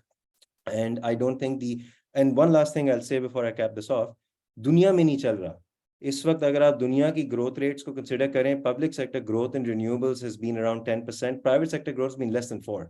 And where it has been growing, I'm talking about the annual growth of investments, where it has been growing at a rate which is reasonable, has been because of public support. वो public ने इतना ज़्यादा पैसा अंदर उसके अंदर डाला हुआ है कि लोग कह रहे हैं हाँ यार ये एक lucrative चीज़ है, इधर invest करो. और बासित आपकी presentation में आपने wind की बात की थी, आपकी बिल्कुल बात दुरुस्त थी लैंड के हवाले से, लेकिन अगर आप कोयले और सोलर की लैंड की असेसमेंट करें, it's you missed out the solar slide, right? Solar is 10 times as intensive in terms of land as coal is, right? And you put that into public lands that are, for instance, forested lands, and these are the very lands which these IFIs, which is say World Bank and the others, want you to turn into RE parks. वो कहते हैं कि आप इनको RE parks बनाओ और इन areas में बनाओ. कौन से एरियाज जिसको आप जो इलाका वसेब का है, जो इंडिजनाइजेशन के मसले और लोकल लोगों के मसले हैं, वहां पे तो सारे एडेप्टेशन लोकेटेड है. Right? They've had problems of scarp, which is the problems of salinity and so on. They've had problems with infrastructure, which is a problem of barrages. They've had problems of flooding. They've had ruination of indigenous cultures of how they deal with, for instance, irrigation problems and flooding problems, जो कि अच्छे खासे कर रहे थे एक ज़माने में. और वो भी मसाइल जो हैं, जिनका एक लोकल हल होता था किसी गुज़रे ज़माने में, उसको तबाह करने में हाथ किसका था सबसे ज़्यादा? सबसे बड़ा हाथ आपके IFIs का ही था. ADB funded barrage and dam and canal projects. World Bank funded high flow risky hydropower projects and so on. एक सवाल मैंने यहाँ देखा है, question answer में भी आया hydro का. I won't take too much time. I know you have to move on, but I should flag it. I think we need to talk about this a bit. Okay, well, how does it fit into the broader climate finance and private investments वाला सवाल? So over to you all. Thank you, Zain. I think with that, before concluding, we'll take a couple of questions if we have someone from here, and then maybe we can take a question from online. Do we have any questions for the panelists? Okay, perhaps there's, I think, an online question for Akhil Saab. You might be suitable for answer. So there's a question about what about the lag in implementation of existing policies? I think perhaps they are pointing towards the ARE policy in 2019 and the progress made towards the targets for 2030. Well, if you look at there's a way to look at this whole scenario. So there is a lag, but at the same time, there's no lag.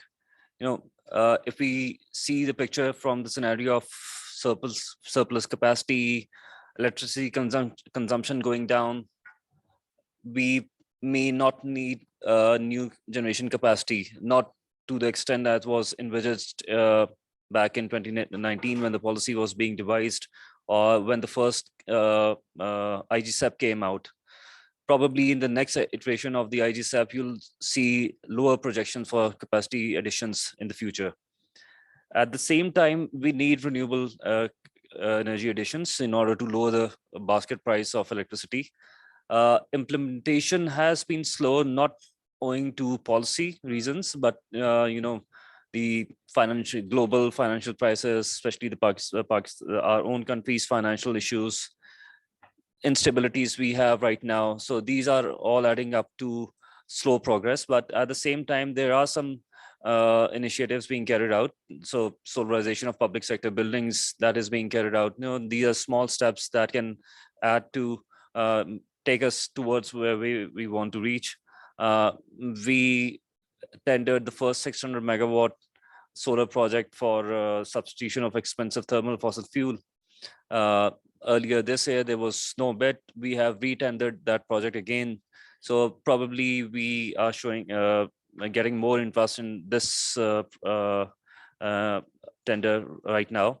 And this will kickstart our, the capacity additions under the new ARE policy.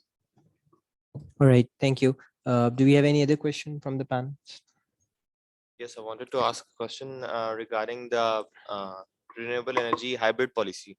Like, is there any work going on for that? Because that will not only deal with the intermittency of RE projects, but also provide better land utilization as well in the Jimpi Garo region, especially. Well, as Fozan also mentioned, there are studies available, and which World Bank did a study in which they identified the potential sites for future capacity installation of wind and solar projects, and also identified sites which are suitable with respect to the national grid currently available, and expansions required in the national grid, which are sites best suitable for hybrid wind and solar hybrid, or wind, solar and battery backup hybrid. So probably in future, 2025 onwards, we'll see some of these projects coming on, especially in Balochistan, because we need to create long distance transmission networks for evacuation from Balochistan. The best areas in the west and northwest of Balochistan, which with where we can have combined capacity factors of maybe 65 to 70% as compared to wind capacity factors of 40% alone and solar of 22%. So yes, they are on the horizon. Thank you. And I think one last question, we'll take it. Okay, please. Well, thank you, Basit. Starting from a comment, it's really commendable to see that all the brains are gathered under one roof, especially from the government and private and public sector as well, and online presence also. And I appreciate Renewable First initiative to bring all of them together. And this is good start, actually. I would say it's just a start. Well, coming to the question side, if you heard carefully whatever has been said so far, it's not very glittery picture, right? We have like series of missed opportunities, and all of us, we don't want to repeat that. I will speak from the overall perspective side as a Pakistani. And my question would be to Akil Saab and the panelists also, and whoever wants to reply to that or respond. That is, if you go back 10 years back or further 20 years back, almost we were talking about the same items. Like Dr. Khalid has mentioned that, we are whistleblowers, and whistleblowers are doing their job for a long time. And we knew all the problems right from the beginning, even before the problem was occurred, actually, we knew about them. But what was the reason we could not cope them right in time? And now, like Faizan mentioned, we can foresee another problem coming. And we are building sort of narrative that, yes, we need to have like curtailment issue, how to tackle it. We are going from one side to another side. For example, Dr. Khalid Walid mentioned that if, God forbid, down the line, 5 years down the line, if we see that there is another ban on Pakistan because of dirty fuel consumption and the products of exports. So all these items, we know that, and there are many I have listed down. But I think we did not talk much about the solution. And down the line, I still believe that we know what is the problem and what is the solution, but most of the time we are afraid of talking. And that, for example, food for thought, not pointing finger to anybody, food for thought for today's seminar. Who is the decision maker after this? I really appreciate Akil Saab is sitting, and most of the time I see him in the conferences, and he responds actually well from and defends from the government side, and appreciate that with the knowledgeable responses. Whereas when we are talking about and blowing the whistles, who is listening to us? and where the echo of this whistle will go. Will they have the time to read whatever will be the recommendations? I think we need to work from that perspective. The decision makers are sitting somewhere else and whistles are blown somewhere else. Right? We need to find out who's the decision maker to take, and these are not difficult challenges, honestly speaking. These are easy challenges. All over the world, people are taking care of them, and these are petty issues. But we are talking, and we were always very knowledgeable. Always. The only thing is there is connection missing between the decision makers and whistleblowers. If you want to respond to that, I would appreciate. Otherwise, we all know the answer also. Thank you. It's true, we know the answer. I'll have just add to your comments that, at times I defend, but, there has been issues with our decision making over the last, not 10 years, over the last 30, 40 years. We have already had some studies like what we have right now, the World Bank studies and USAID studies available with us. There was no, as a nation, we are always fond of shortcuts that leads to ad hoc decisions. And that is the main issue, the crisis we are facing right now. So if we want to set the things right, it is going to be an uphill task. I'll just share some numbers with you. Last week, we had a discussion with the Danish Energy Agency. They're collaborating with us, the Danish government. They ran multiple scenarios for Pakistan based on our actual data of the IGSEP data and data from the NAPRA's report.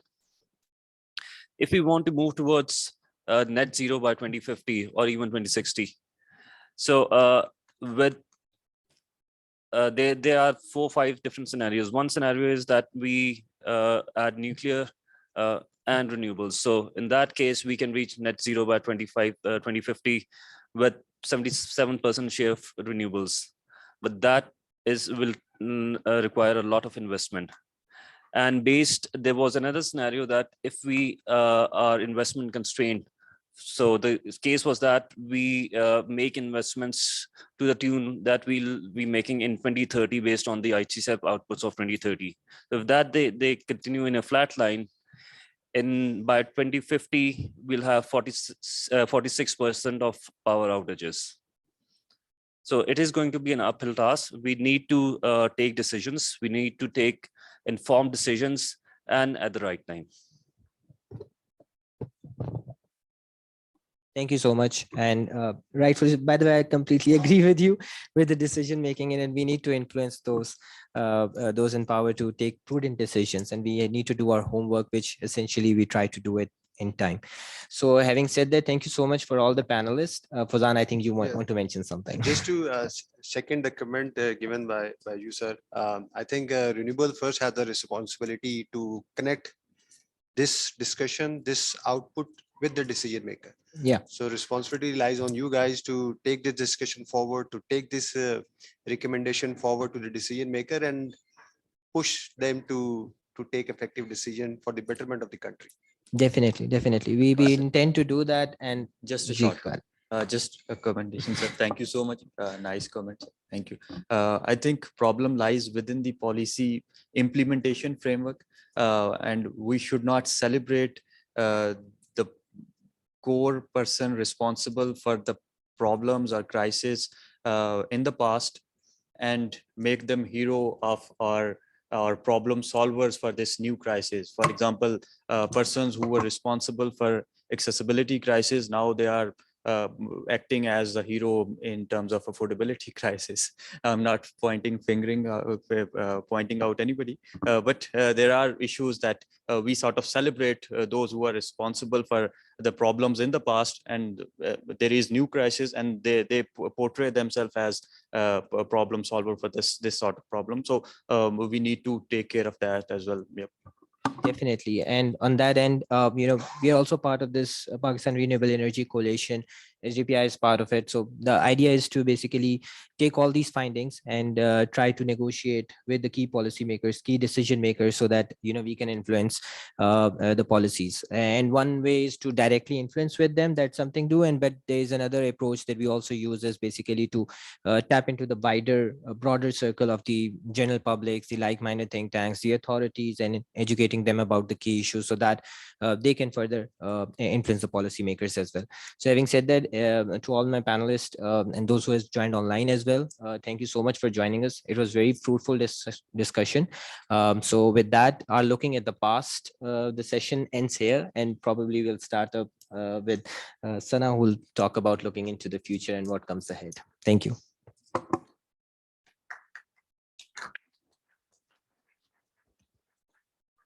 Thank you so much, Basit, and our distinguished panelists for that very engaging and informative session.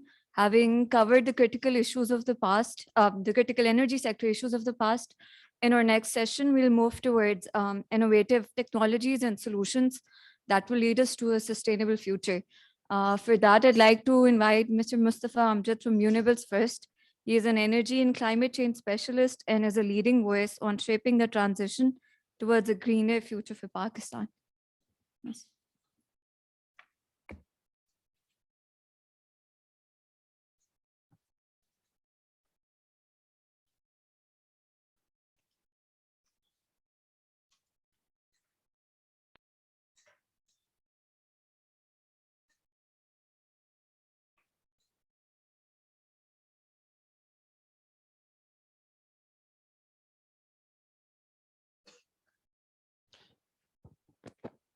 Hello, Assalamu alaikum. Good afternoon to all of you. For the introduction and Sana as well. And I guess I get to do the fun part because obviously we've been talking about the past, and obviously talking about the past is always, murky waters, what went wrong, what could have been done better. But talking about the future is almost always the easier part because you're working with a blank slate essentially. And that is why I guess I would rather call it the fun part. And what we will be trying to do in this the next couple of hours, or 1 hour 30 minutes to be precise, is to look into different technologies and different ideas that need to be mainstreamed right now, so that what we are doing in the first half of the session, we don't have to do that again in 10 years time. What is it that needs to be mainstreamed right now? Again, there were some excellent pointers. There was this discussion that we need to, talk about hybrid batteries. We need to mainstream BESS technologies. Well, we have a Plexus model that just does that essentially for the existing fleet of Pakistan, and we look into what would be the right way to do it, what would be the right way to go, it would be the additional cost right now for the system if we intend to go down that route, and how would that impact in the longer run.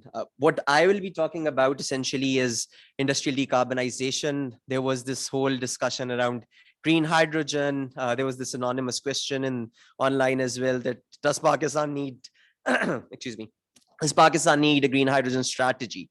And again, these are very pertinent questions, but the answer is not a simple one. There are a lot of little nuances, there are a lot of little challenges that need to be understood, that need to be mainstreamed into our planning before essentially we could move into that direction. We also have Dr. Zainab Naeem from Sustainable Development Policy Institute, who would be talking about, she would be talking about again, innovative technologies in terms of power sector. So she was looking at carbon capture and usage, CCUS, and how that could play a role in the power sector, and what would be the right time to integrate that. And at the end, Basit will be presenting an off-grid guidebook that we developed. So one of the key challenges, one of the key areas that were frequently raised in our discussions was, we do not know how to set up an off-grid plant in Pakistan. What would be the market for that? Where would we get the financing? Where is the right demand for that? So we worked into that, we delved into that question and came up with a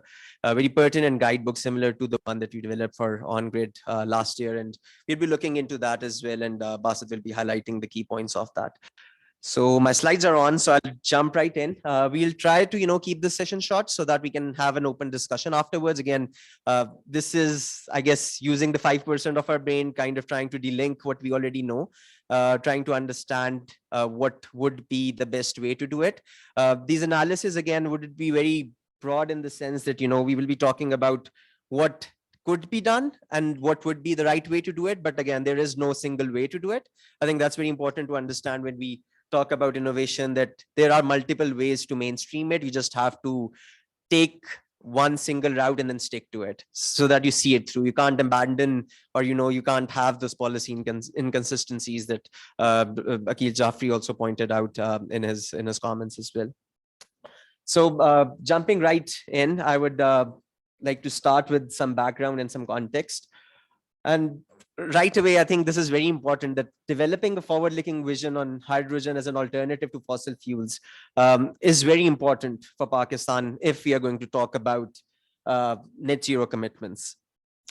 Again, this was something that Akil also mentioned, and some of the scenarios that the Danish Energy Agency have been modeling for Pakistan. How do we go about replacing all of the coal fleet or all of the thermal generation that we have right now? And obviously the global world is looking at green hydrogen as a solution, but is the same solution applicable for Pakistan?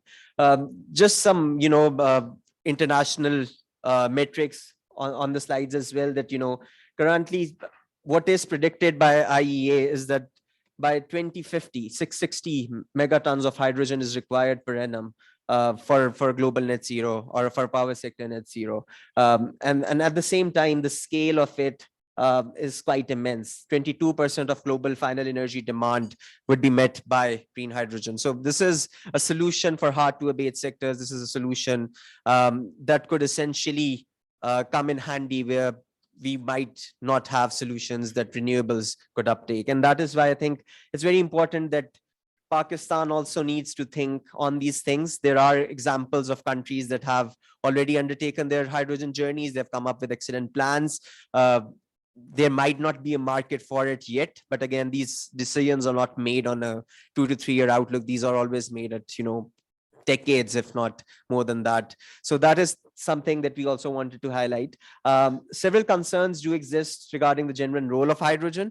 So I think it's very important to understand what are the real solutions when it comes to hydrogen. Let's not delve into the false solution narrative, or the false application narrative.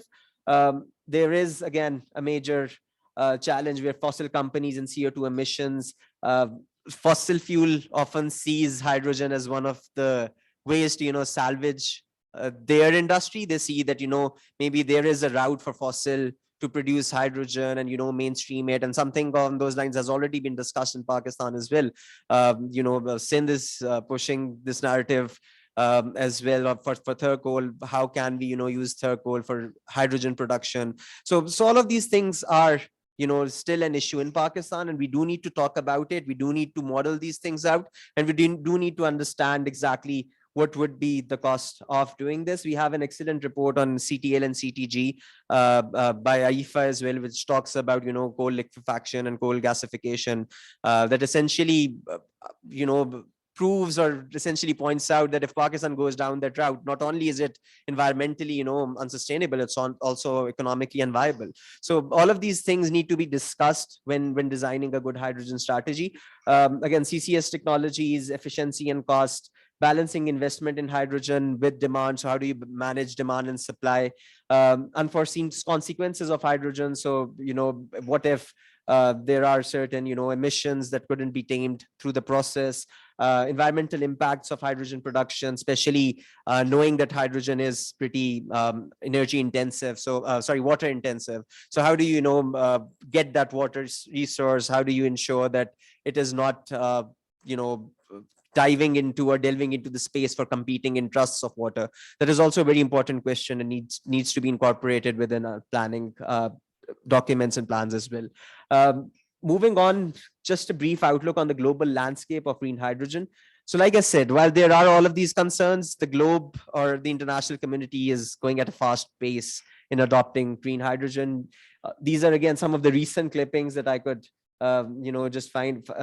Just search green hydrogen. These just come up in terms of what is happening right now. across the globe. And this doesn't really limit itself to a certain geography. It's happening all across. It's China, it's India, it's South America, even Africa. You wouldn't know, but Africa is acting as a global leader when it comes to hydrogen, essentially because renewable energy production is pretty cheap in Africa. So there is that avenue that needs to be explored as well. I wanted to spend some time on this slide because this is where, again, I don't know if you can see the world map at the back of it, but there is a lot of trade routes for hydrogen that have already been identified. This is again KPMG with their plan and with their outlook around where hydrogen self-sufficiency might be required, where it will be achieved, and where would international developed countries rely on developing countries and Africa and Asia to supply the deficit when it comes to their net zero targets and their green hydrogen supplies. So there is a big opportunity, especially for our region.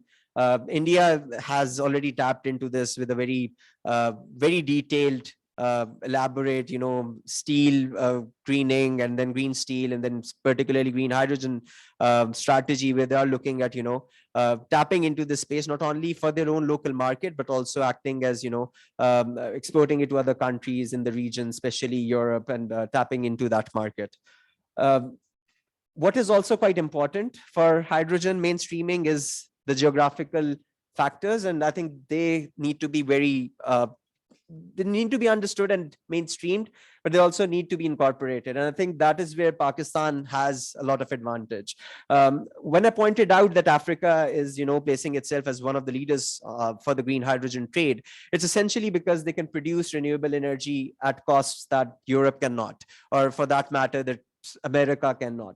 And that is where Pakistan can also act as an advantageous economy, as an advantageous market. And that is what I think Faizan also alluded, that what if we have enough alternative routes for our wind power projects, for our solar power projects? What if instead of curtailing them, we have the ability to use this very extra power towards storage facilities, or for that matter production of green hydrogen, which could then be shipped to international markets. So that is one area which needs to be elaborated and looked into as well.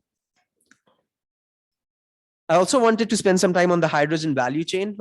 Again, when we talk about hydrogen, pretty similar to like Fazan pointed out for wind turbines, it isn't limited to a single component. It isn't just about producing hydrogen for a particular cause. There is a lot that could be gained throughout the value chain, starting from their production, starting from the electrolysis, then to storage, then to transport. How do you go about the local infrastructure for hydrogen?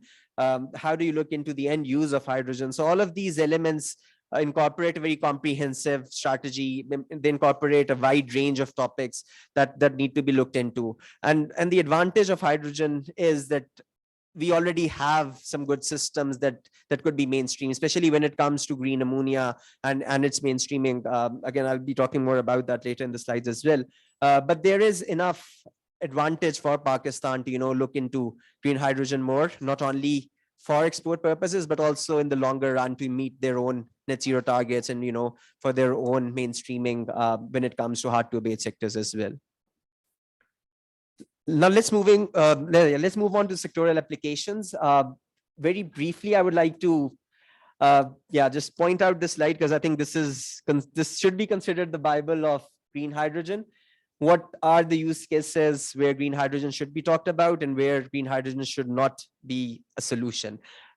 This is again Library Associates, wonderful podcast to go with it. If you're interested, I would highly recommend that as well for those interested. That green hydrogen is not the solution for all our problems. It's not the solution for all hard to abate sectors. There are very particular use cases where it needs to be mainstreamed. For others, we have better alternatives. So one quick example. So for instance, if you're talking about road transportation, we do not need to talk about green hydrogen if we have EV manufacturing and EV as a solution. perhaps for long haul aviation, for shipping, that might be one option. So it's very important to understand where exactly green hydrogen has a role to play, and where we should not be investing, we should not be putting in the money or driving down the cost, essentially because we have better alternative solutions through renewable energy. One thing that we wanted to work more towards was fertilizer, because again Pakistan is very heavily reliant on its fertilizer sector, and ammonia is one of the key areas where Librick and associates think that fertilizer is one of the unavoidable cases for green hydrogen mainstreaming. So we wanted to look into that and wanted to see what kind of a business model would work in Pakistan. So we teamed up with Dr. Zishan Rafiq from University of Lahore, and we worked more on green ammonia, on how green ammonia remains one of the most important technologies and what would be the potential for that when it comes to Pakistan. The good thing about ammonia is that fertilizer industry globally has already reached its technical limits. So there is a lot of opportunity in terms of emission reduction through green ammonia. And then obviously it has a potential market not only in fertilizers but also in auxiliaries such as chemical industry, energy storage, transport, and shipping. Just briefly going over this again, we would be sharing these slides with you, but the uses of ammonia are not limited to the fertilizer sector or to the agriculture sector. It could be used as for refrigeration, as in cold storage. It could be used for water treatment, for fabric preparation, for automotive emission control, cheese production. The list goes on and on. So there are multiple outlooks, there are multiple usages that could be mainstreamed. But again, this is when an ammonia pipeline is established. This is when Pakistan mainstreams green ammonia essentially in its own networks. These are the potential areas where we need to think about in terms of value chain. It shouldn't only be limited to agriculture or fertilizer for that matter. This is a slide which I've kind of extracted from our report. Again, you have a QR code in front of you. So if you want to, delve more into the report and what it states and what insights we gathered from different consultations with the fertilizer sector, you can, read more on those lines. But these are the main key takeaways that I wanted to highlight and spend some time on. Ammonia's high technological readiness in developed transport infrastructure when it comes to Pakistan, especially for, for gas, can play a very crucial role in the green ammonia supply chain as well. Pakistan currently fulfills almost 84% of its fertilizer requirement through local production. So we talked to, all major fertilizer producers in Pakistan, FFPL, so Fauji Fertilizer, Fatima Fertilizer, Angro. We were in conversation with them around ammonia production. And on average, all major fertilizer plants produced around 950 to 1650 metric tons of ammonia per day, which almost amounts to almost 2.9 metric ton of carbon dioxide per ton ammonia produced emissions. So this is one area where they realize if they are on a net zero path, they need to work towards. This is one area where they see that there is an opportunity. Unfortunately, the economics of gas in Pakistan right now do not make an economic case for that to happen. Currently, fertilizer industry is one of the most subsidized industries in Pakistan when it comes to, getting gas, for that matter, captive generation. And a lot of that kind of also plays into, their shift towards green ammonia. So we had Akil Saab saying very clearly that, in the longer run, Pakistan needs to shift from gas to power, and that will be happening. It isn't something that we have a choice essentially, because our natural resources are depleting and we cannot, buy our LNG or imported gas and provide it to industries at subsidized rates. We are not such an economy. We do not have the flexibility for that. So ultimately, there is an acceptance within the industry that this needs to happen. It's just where would those incentives come from? And also where would the supply chain be established for ammonia? So let me further delve into that idea. So Pakistani fertilizer producers use natural gas for ammonia production. And natural gas comes with a very important side product, which is carbon dioxide. So using that carbon dioxide, they directly produce DAP and fertilizer directly, and there is no direct usage of ammonia essentially for for those fertilizer industries. So essentially what we need to do now, if we need to make this shift, is to create a market for ammonia, not only in terms of fertilizer, but also in terms of other auxiliary uses. And that is one area where we feel that the government will need to come into. And before, we talk about mainstreaming, taking air and taking ammonia from the air, or, solutions such as that, taking water from air, using that in the process of ammonia production. These are again technologies that need time to mature, that would require some time before they are financially viable for Pakistan. Nonetheless, I would still want to point out that as per our analysis, internationally by 2030, 2035, we might be looking at green ammonia competing with Pakistan's local ammonia production if gas prices go up, which they would essentially, if demand and supply analysis are done and economic analysis are undertaken. So keeping this in mind, there is a big market and a big potential, and that was something that again, just briefly going over the benefits and the drawbacks. We think if green ammonia is mainstream, there is a lot to gain in terms of environmental sustainability, a lot to gain in terms of energy transition, job creation, resource optimization, as well as economic incentives and economic implications that could be either through export potential or through mainstreaming within the local industry as well in the longer run. Just some key insights when it comes to green ammonia and green hydrogen, and that is that investments in green hydrogen are increasing and expected to further enhance in the future. Again, this is an international or global outlook. Currently, while there is, this is, by the way, direct investments by sector for global hydrogen investment requirement by 2030. And there is, a hydrogen market that is expected to exceed 100 million tons by 2050 due to energy transition and net zeros globally of different countries. So if we do not prepare for that right now, essentially, we will be missing out on a big market.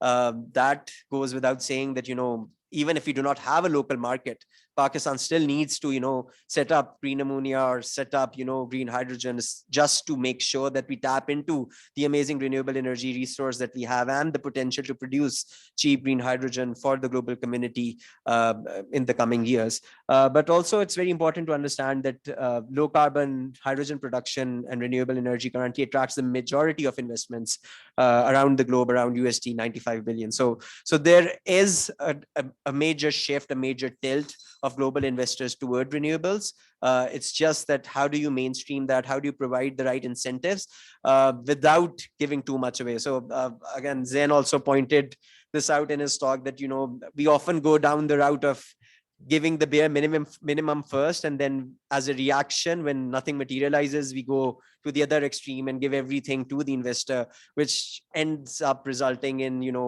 capacity payments that we end up paying for the next many years. So it is very important to understand where exactly the role of ammonia or role of hydrogen need to be mainstreamed and where the supply chain would establish over time.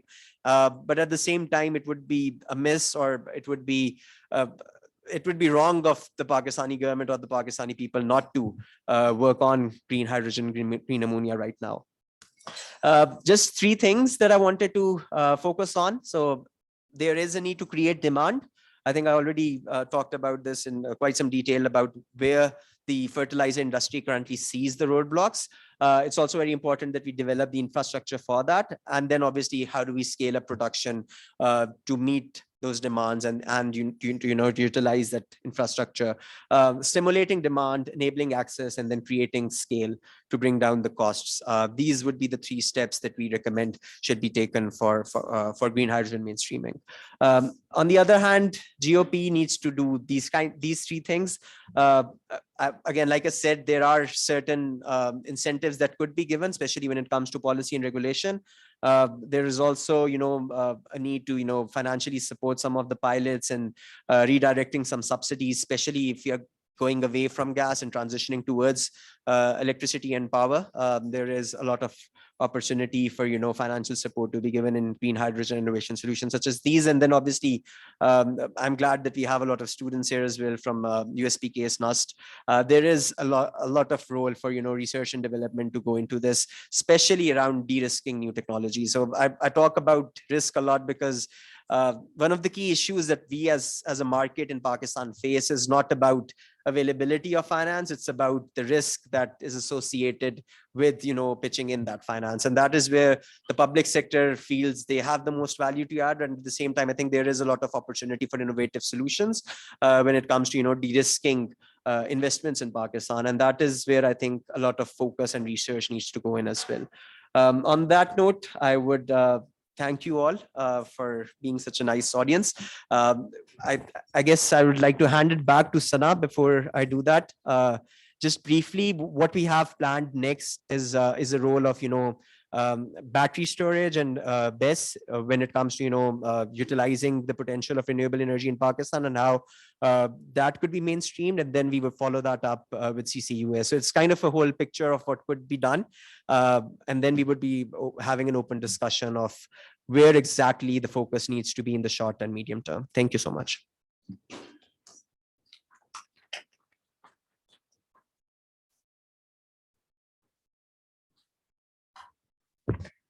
Thank you, Mustafa, for the very insightful presentation. I'd like to now call Amar Kasim, who's a senior energy sector specialist and is working on national electricity generation modeling on Plexos, large-scale VRE integration, RE auctions, and competitive energy markets.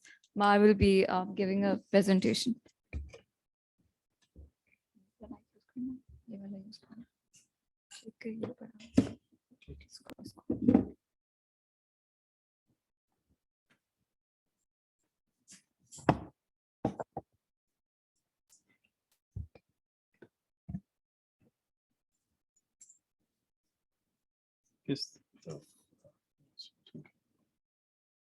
अच्छा थोड़ी सी सादा बात से बात शुरू करते हैं। अभी से मुझे नजर आ रहा है बासित जो है इज क्वाइट नर्वस कि मैं पता नहीं क्या बोल दूं स्टेज पे। तो मैं थोड़ी कोशिश करूंगा जो पीछे लोग बैठे हैं वो थोड़े से जाग जाएं, क्योंकि I really feel for you जो आगे बैठे हैं उनके लिए भी। लेकिन मेरा ख्याल है ज्यादातर आप लोगों ने इंजीनियरिंग पढ़ी होगी। इंजीनियरिंग के स्टूडेंट्स होते हैं हमारा, या तो हम डॉक्टर बनते हैं हम इंजीनियर बनते हैं। तो इंजीनियरिंग क्लासेस में वो 40-50 मिनट की क्लास होती थी, बल्कि वो थर्मोडायनामिक्स और इस तरह की तो क्लासेस ना 1.5 घंटे की होती थी। वो बैठते थे, वो टीचर शुरू हो जाते थे, बोलते रहते थे, पीछे सारे सो रहे हैं। मेरे ख्याल है उनको भी कोई फर्क नहीं पड़ता था। वो भी काफी उनको प्रैक्टिस हुई भी थी कि सोते हुए बच्चों को किस तरह पढ़ाना है। तो इसलिए मैं बात थोड़ी सी सादा करूंगा कि देखें, सर ने बड़ी अच्छी बात की, इतनी लंबी चौड़ी बातें हो रही थी, और उसको देखे तो बल्कि भी जहन में आता है कि जीआरई की प्रैक्टिस आपने करनी हो तो वो भी ये बातें सुननी अच्छी होती हैं, बड़े वर्ड सुनने को मिल जाते हैं।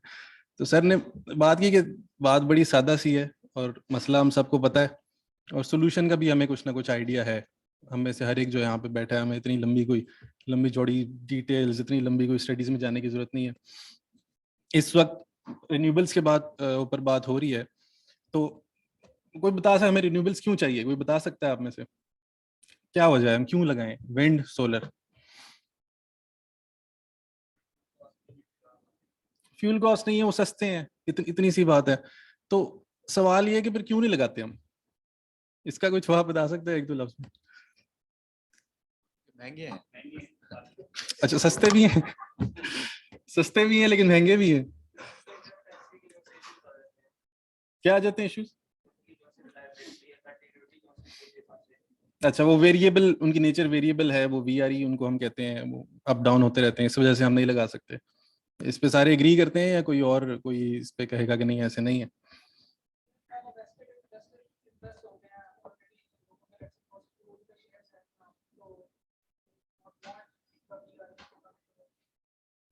अच्छा, फॉसिल फ्यूल वाले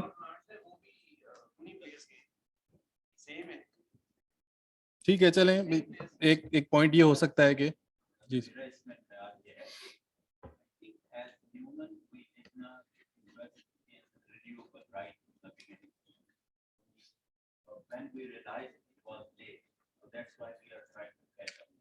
तो अब क्यों नहीं लगा लेते अगर अब हमें रियलाइज हो गया है? ये सारी चीजें फैक्टर हो रही है क्योंकि जो पहले से इन्वेस्टमेंट हो गई है उसको भी आपको तय करना है. तो the investors who have already invested in plants, for example, non-renewable energy plants, they want their plants to be protected and their investment to be protected, number one. Number two, yes, it is the initial setup is costly. Although the per unit cost will be cheaper, but initial setup we have all that to agree that it is costly. Even जो आपने शुरू में wind और solar के plants बनाए हैं ना, उनकी per unit cost बात thermal के plants से भी नहीं. वो यही चीज है कि आपका शुरू में जो investor आता है आपको उसकी ही terms के ऊपर जाना पड़ता है. अब चाहे wind energy के power plant अब कुछ per unit cost सस्ती पड़ेगी, लेकिन वो must run होने के बावजूद उनमें से अक्सर solar और wind के plant thermal के plant से भी आपको महंगे पड़ते हैं.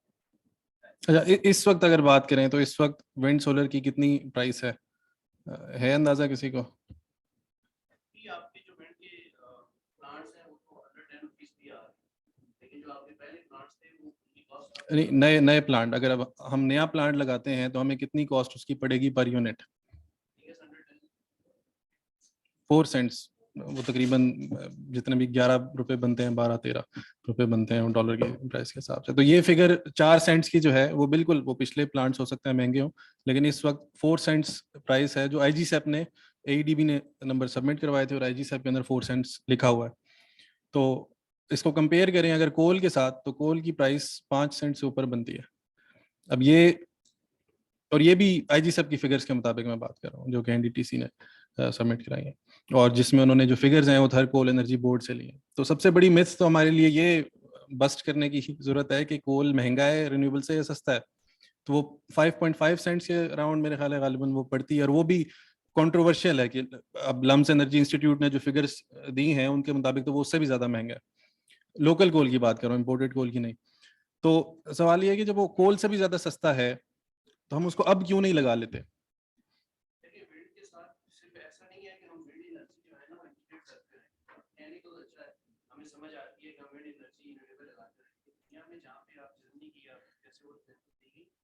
सबसे बड़ा फैक्टर ये है कि आप उन विंड को बेहतर करने के लिए उस तरह के प्रेशर रिजर्व भी चाहिए, आपको एनर्जी मिक्स भी उस तरह का चाहिए, आपको ऐसे प्लांट्स चाहिए. अब अगर मैं विंड 30% लेकर जानी 2030 तक, ऐसा नहीं है कि मैं विंड और सोलर 30-40 ऐड कर दूं तो बाकी मेरा एनर्जी मिक्स ऐसा ना हो तो विंड की को ऐड कर सके. उसे कैटर करने के लिए अब रीजनरेशन रेशियो 80% अगर मैं 2030 में लेकर जानी है तो मैं ये समझता हूँ में है आपके लिए सबसे बेटर ऑप्शन जो रहेगी तो लोकल कोल की ही रहेगी. तो गैस आपको उसमें से अवेलेबल है नहीं और आरएनजी और बाकी सुकूनों में नहीं पड़ती है. आपके लिए लोकल कोल अगर आप फिलहाल उसके मिशन वाला फैक्टर को साइड पे कर रहे हो, मतलब पाकिस्तान की मिशन प्लस नहीं, इसमें चाइना की मैन्युफैक्चरिंग किंग है और उसकी मिशन लेते हैं तो हमारी तो और नहीं है. तो लोकल कोल में विंड के साथ उसकी इंटेंसिटी को बेटर करने के लिए चाहिए ही चाहिए.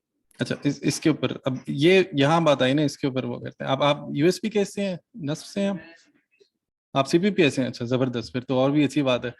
तो अच्छा, बिल्कुल आप ठीक है, इन सिनेरियो में कहते हैं हमें कोल चाहिए होगा, ये चाहिए होगा, वो बैलेंसिंग के लिए 30% बड़ा एम्बिशियस टारगेट है. तो हम 5% पे क्यों स्टक हैं? 6 पे तो चले जाएं, 7 पे तो चले जाएं, हम 5% पे क्यों स्टक हैं? वो बिल्कुल बात उसकी उस पे भी बात कर लेंगे. तो ये 5 से 6 भी नहीं हम जा पा रहे, हम 6 से 7 भी नहीं जा पा रहे, यहाँ पे क्यों फंसे हुए हैं? यहाँ तो फ्लेक्सिबिलिटी का इशू नहीं है, यहाँ तो बैलेंसिंग का इशू नहीं है.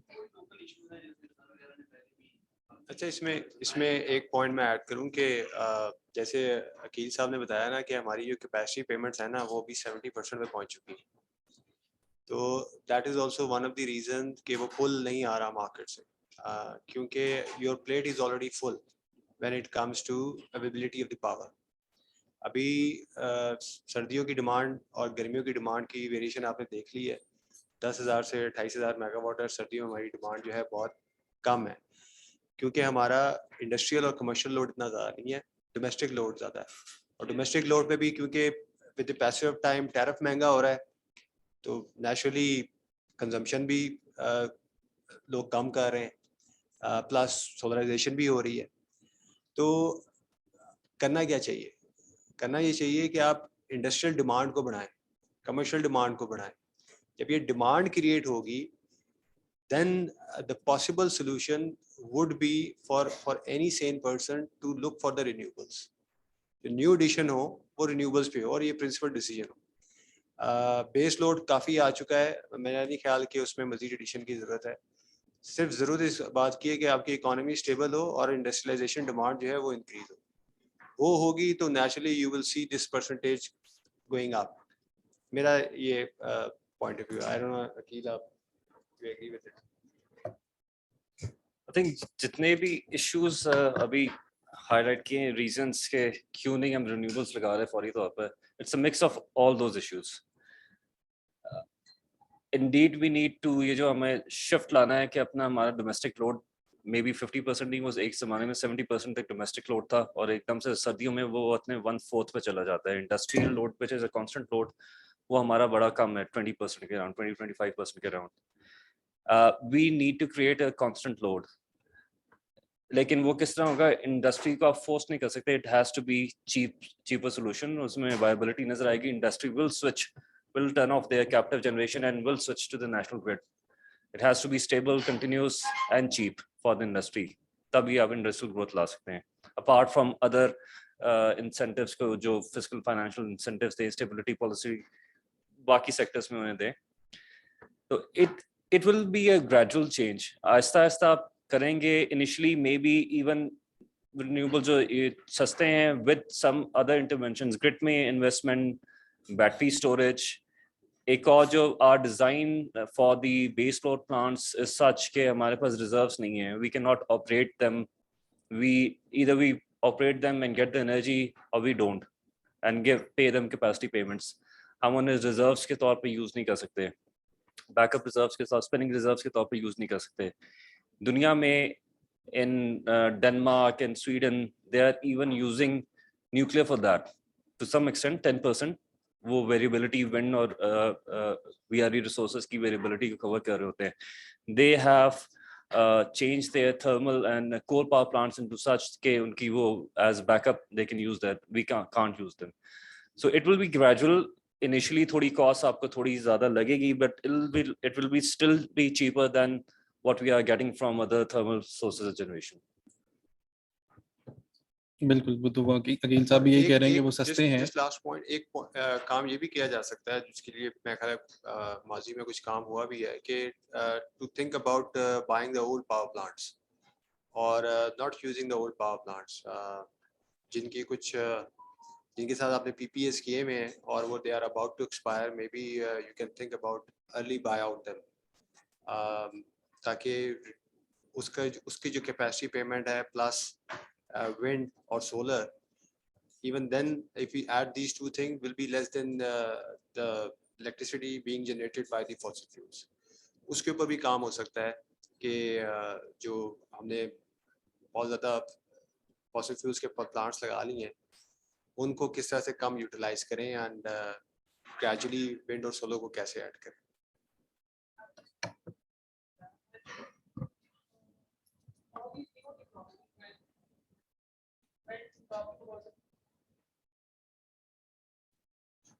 When talking about the ground realities in context of Pakistan, I think all these emerging and new technologies, such as VRE and other, they have a lot of flexibility to offer, but in order to harness that flexibility, we need a very robust and, a solid infrastructure, which is a very major constraint that is documented when we talk about why don't we make use of VREs जबकि वो सस्ती भी हैं as compared to other fossil fuels. तो I think Pakistan के context में this is another reason that is quoted a lot कि हमारा infrastructure की जो limitations हैं, especially transmission distribution की, हम base load की अभी बात हुई कि about 42-43 gigawatt हमारी generation capacity है, but talking about the transmission capacity it's only about 26 gigawatts. So there is a considerable difference in that. और again शायद ये एक area है जिस पे हमें focus करने की again ज़रूरत है, and that could partially answer your question कि क्यों नहीं लगा पाते हम अगर पाकिस्तान के context में बात करें तो। हमाद, आपको लगता है कि मसला इतना कॉम्प्लिकेटेड है? रोबस्ट और मेजर स्ट्रक्चर चाहिए हमें, फिर रिन्यूएबल्स लगेंगे उसके अंदर आके? वो गैस का प्लांट लगाना हो या वो आरएफओ का लगाना हो, वो तो रातों रात खड़ा हो जाता है। न्यूक्लियर का प्लांट लगाना हो, रातों रात डील साइन हो जाती है।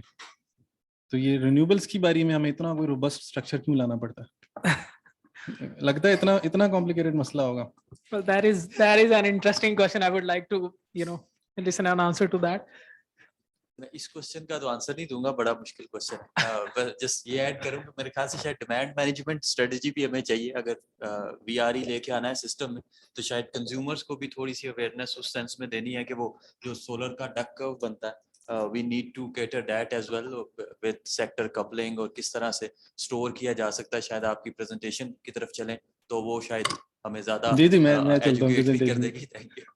मैं चलता हूँ, लेकिन वो थोड़ा मैं सिर्फ इसमें जी एक पॉइंट इसमें जी ऐड जी करना चाहूंगी, वो ये है कि जो हम लोगों के ऑलरेडी प्रोजेक्ट्स हैं जिनके हमने कमिट किए हुए हैं, जिनके हमने कैपेसिटी पेमेंट्स दिए, it's a huge, like 70% of the payments are going to those projects. उनसे हम बिजली खरीदे ना खरीदे, we have to pay them out. बिल्कुल। तो फिर तो हमें और रिन्यूएबल्स लगाने चाहिए ना, जल्दी लगाने चाहिए, हाँ, ताकि हम इस बट तरफ मूव करें। Even though if you move towards renewables, वो जो हमने कमिट किया हुआ है as a country to them, वो तो हमें पे करनी ही करनी है। So we should look out for a way कि हम उनको कैसे इस कैपेसिटी पेमेंट्स के लोड को कम करें, so we can create a space for more renewable projects in that. अच्छा, मुझे ज्यादातर लोगों से जो रिस्पांस मिला है उससे मुझे ये अंदाजा हो रहा है कि आप लोगों ने हमारी वो स्टडी नहीं पढ़ी जो कुछ दिन पहले हमने की थी। अभी इंटरेस्टिंग बात यह है कि एनटीडीसी जो है वो उन्होंने अपने प्लान में लिखा है कि हमें 30% रिन्यूएबल्स जो हैं वो 10-11 गीगावाट के करीब डालने हैं ग्रिड में। तो शायद ज्यादातर हम ये समझ रहे हैं कि वो कोई नई डिमांड है जिसको केटर करने के लिए हमने ये सारे प्लांट खड़े करने हैं विंड सोलर के, ऐसा समझ रहे हैं आप लोग। हालांकि एक्चुअल में सीपीपी वाले तो जानते होंगे वो सारे ला रहे हैं। बिल्कुल, आपको तो पता होगा कि हम जो हमारी एग्जिस्टिंग डिमांड है उसको डिस्प्लेस करने की कोशिश कर रहे हैं कि अगर हम विंड सोलर के प्लांट लगा लेते हैं तो हम जो कैपेसिटी पेमेंट्स पे कर रहे हैं थर्मल पावर प्लांट्स को, वो हम करते रहें पे, और उसके बावजूद हम ये नया प्लांट लगा के बिजली यहाँ से ले लें तो हमें ओवरऑल जो हमारी बास्केट प्राइस है वो कम हो जाएगी। इस वजह से हम जो है वो विंड और सोलर लगाना चाह रहे हैं। तो डिमांड का तो मैं कहूँगा यहाँ डिमांड का तो हमें इशू नजर नहीं आता, लेकिन एक इशू जो इसमें नजर आता है कि बात बहुत सादा सी नहीं है कि हमारा एक ऐसी सा प्लान था, उसके अंदर लिखा हुआ है कि 30% हमें जो है रिन्यूएबल्स ग्रिड के अंदर लाने हैं। किसी ने बंदूक रख के तो नहीं उनसे कहा कि आपने इसके अंदर लगाने हैं। उन्होंने पूरी स्टडी की है, उन्होंने प्लेक्सोस पे मॉडलिंग की है, उन्होंने पूरी ग्रिड को देख के, आई थिंक सीपीपी वाला उनको एतराज नहीं होगा उनके ऊपर, एग्री कर, उन्होंने सब कुछ वो देख के जो भी है ग्रिड उन्होंने चलानी है, वो प्लान भी उन्होंने ही रखा है। उन्होंने कहा 30% के हमें रिन्यूएबल्स इसके अंदर लगा देना चाहिए। हम अभी 5% के ऊपर हैं, 5% हम हिल नहीं रहे बिल्कुल। तो वो भी कह चुके हैं, एआरई पॉलिसी है उसके अंदर भी लिखा हुआ है 30% होना चाहिए रिन्यूएबल्स को। और जहां जिससे पूछें कि आप एग्री करते हैं 30% से, वो कहते हैं बिल्कुल एग्री करते हैं, बिल्कुल हम सब मुत्तफिक हैं। मुझे तो कोई बंदा ऐसे नजर नहीं आया अभी तक जो कहता नहीं 30% नहीं होना चाहिए। लेकिन 5% से बात ऊपर नहीं बढ़ती, वो सोलर विंड वहीं के वहीं खड़े रहते हैं। वो तो मसला कहीं तो कोई मसला होगा जिसके अंदर कोई कुछ बता नहीं रहा है, कोई गड़बड़ है। I want to add a comment, sorry, जी जी on बताएं। this. आपको इंटरप्ट किया बिकॉज वो उन्होंने बात बड़ी अच्छी की। देखें 50% हमारा जो लोड है वो डोमेस्टिक का है, और जो कैपेसिटी पेमेंट्स के इशू तो हैं, हमें करना तो पड़ेगा डील उनके साथ। तो आगे हमारी डिमांड बढ़ नहीं रही है, और डिमांड इसलिए नहीं बढ़ रही है because we are not installing new factories, we don't have industrial demand. और इंडस्ट्रियल डिमांड लाने के लिए what you need in any country, you need political stability. ठीक है, जो बात नहीं कर रहा कोई, वो मैं आपको बता रहा हूँ। पहले ये it is linked to my first question itself. When we want investors to come to our country and install new industry, they ask, okay, what is my safety? And we don't give them any safety, no security. And when there is no investment, there is no demand. Demand आपकी क्या है? बंदे सो रहे हैं घर में, फिर भी ऐसे ही चल रहे हैं, और हीटर भी चल रहे हैं सर्दियों में। तो वही डिमांड है, उसी को ही हम लोग घुमा फिरा के कर रहे हैं। देखिए बात यह है, we need to talk about that. We need to bring the political stability in order to have the economic stability. And when we'll have that, we shall bring the long-term policies and we should be religiously follow those policies also. कि हम उसको ये ना करें कि हाँ ये ARE policy 2019 आ गई, IGSAP आ गया हमारे पास, कहाँ से डाटा आ रहा है, nobody knows honestly, you know, data fudging कैसे हो रही है सबको पता है. Now coming back to अगर solution ही चाहते हैं हम, तो देखिए solution सबसे पहली ये है कि we need to go to the real source जहाँ से decision making हो रही है. ये जो आप बात कर रहे हैं, ये सारे लोग इतने knowledgeable बैठे हैं, यही बात उन तक किसी तरीके से पहुंचा दी जाए. अभी आपने कहा कि एक पावर प्लांट लगना होता है, न्यूक्लियर लगना होता है, तो कौन डिसाइड करता है और रातों रात लग जाता है. Why it is happening. So मैं ये कहूंगा कि हम अपनी आवाज को मजबूत बना के, यही लोग जो बैठे हैं पैनलिस्ट हैं और ये लोग जो सही बातें कर रहे हैं, ये डिसीजन के ऊपर इन्फ्लुएंस कर सकें किसी तरीके. That is the solution of that. और अगर नहीं तो जैसे मैडम राबिया ने कहा है कि हम फिर अगर हमारे पास अच्छा डाटा आ जाए, then we'll move toward AI. So on a lighter note, if we can give that political role to AI, I think that will be the solution to this problem as well. कम से कम एक जगह में पता है that is impartial decision making are done by AI. Although it is not good idea, but for this case maybe it is the viable solution. Well, बिल्कुल बात यही है. वो बात थोड़ी सी पॉलिटिशियन से हमें डर भी थोड़ा लगता है, पता नहीं क्या हो जाए बात आगे. डर ही तो ले डूबा है हमें. बिल्कुल यही बात है. लेकिन हम ये है कि बात आपस में तो कम से कम थोड़ी बहुत टर्म्स के ऊपर थोड़ा सा एग्री करें कि जल्दी खत्म करें. ठीक, बैटरी के ऊपर बात हम करते हैं. मैं थोड़ा सा बैकग्राउंड इसलिए बनाना चाह रहा हूँ क्योंकि जब हम बैटरी के ऊपर बात करना शुरू हो जाते हैं, अभी आप बैटरीज की जब मैं वो कॉस्ट कर्व वगैरह दिखाऊंगा तो आप देखेंगे ये तो बड़ी कोई खौफनाक चीज चल रही है. तो इसलिए मैं आपको थोड़ा सा इशू पहले उससे सिंपल करना चाह रहा था कि इस वक्त जो IGSAP है, जो हमारा प्लान है, वो एग्री करता है कि हमें रिन्यूएबल्स का शेयर ग्रिड के अंदर बढ़ाना है. ट्रांसमिशन की क्या कंस्ट्रेंट्स है, हमें कितनी ट्रांसमिशन चाहिए कितनी नहीं चाहिए, वो तो TSAP आया ही कोई नहीं अभी तक. तो हम किन बेसिस के ऊपर कह रहे हैं यहाँ वो मसला है यहाँ मसला है. वो तो गवर्नमेंट ने प्लान ही नहीं कोई बना के दिया अभी तक कि ये हमारी ट्रांसमिशन का स्टेटस है.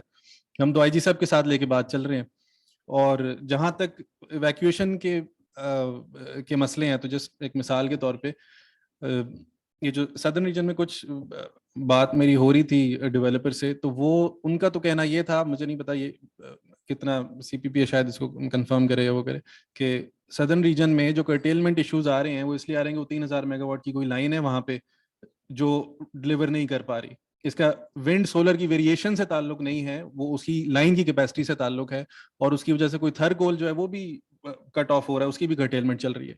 तो वो एक अलग मसला है, उसके ऊपर कर लेंगे, उसके ऊपर NTDC वाले बैठ के बात करें, जिससे भी करना है. वो रिन्यूएबल्स का खास मसला नहीं है ये कि वहां पे इवैक्यूएशन नहीं हो रही और हम पेनल्टीज पे कर रहे हैं.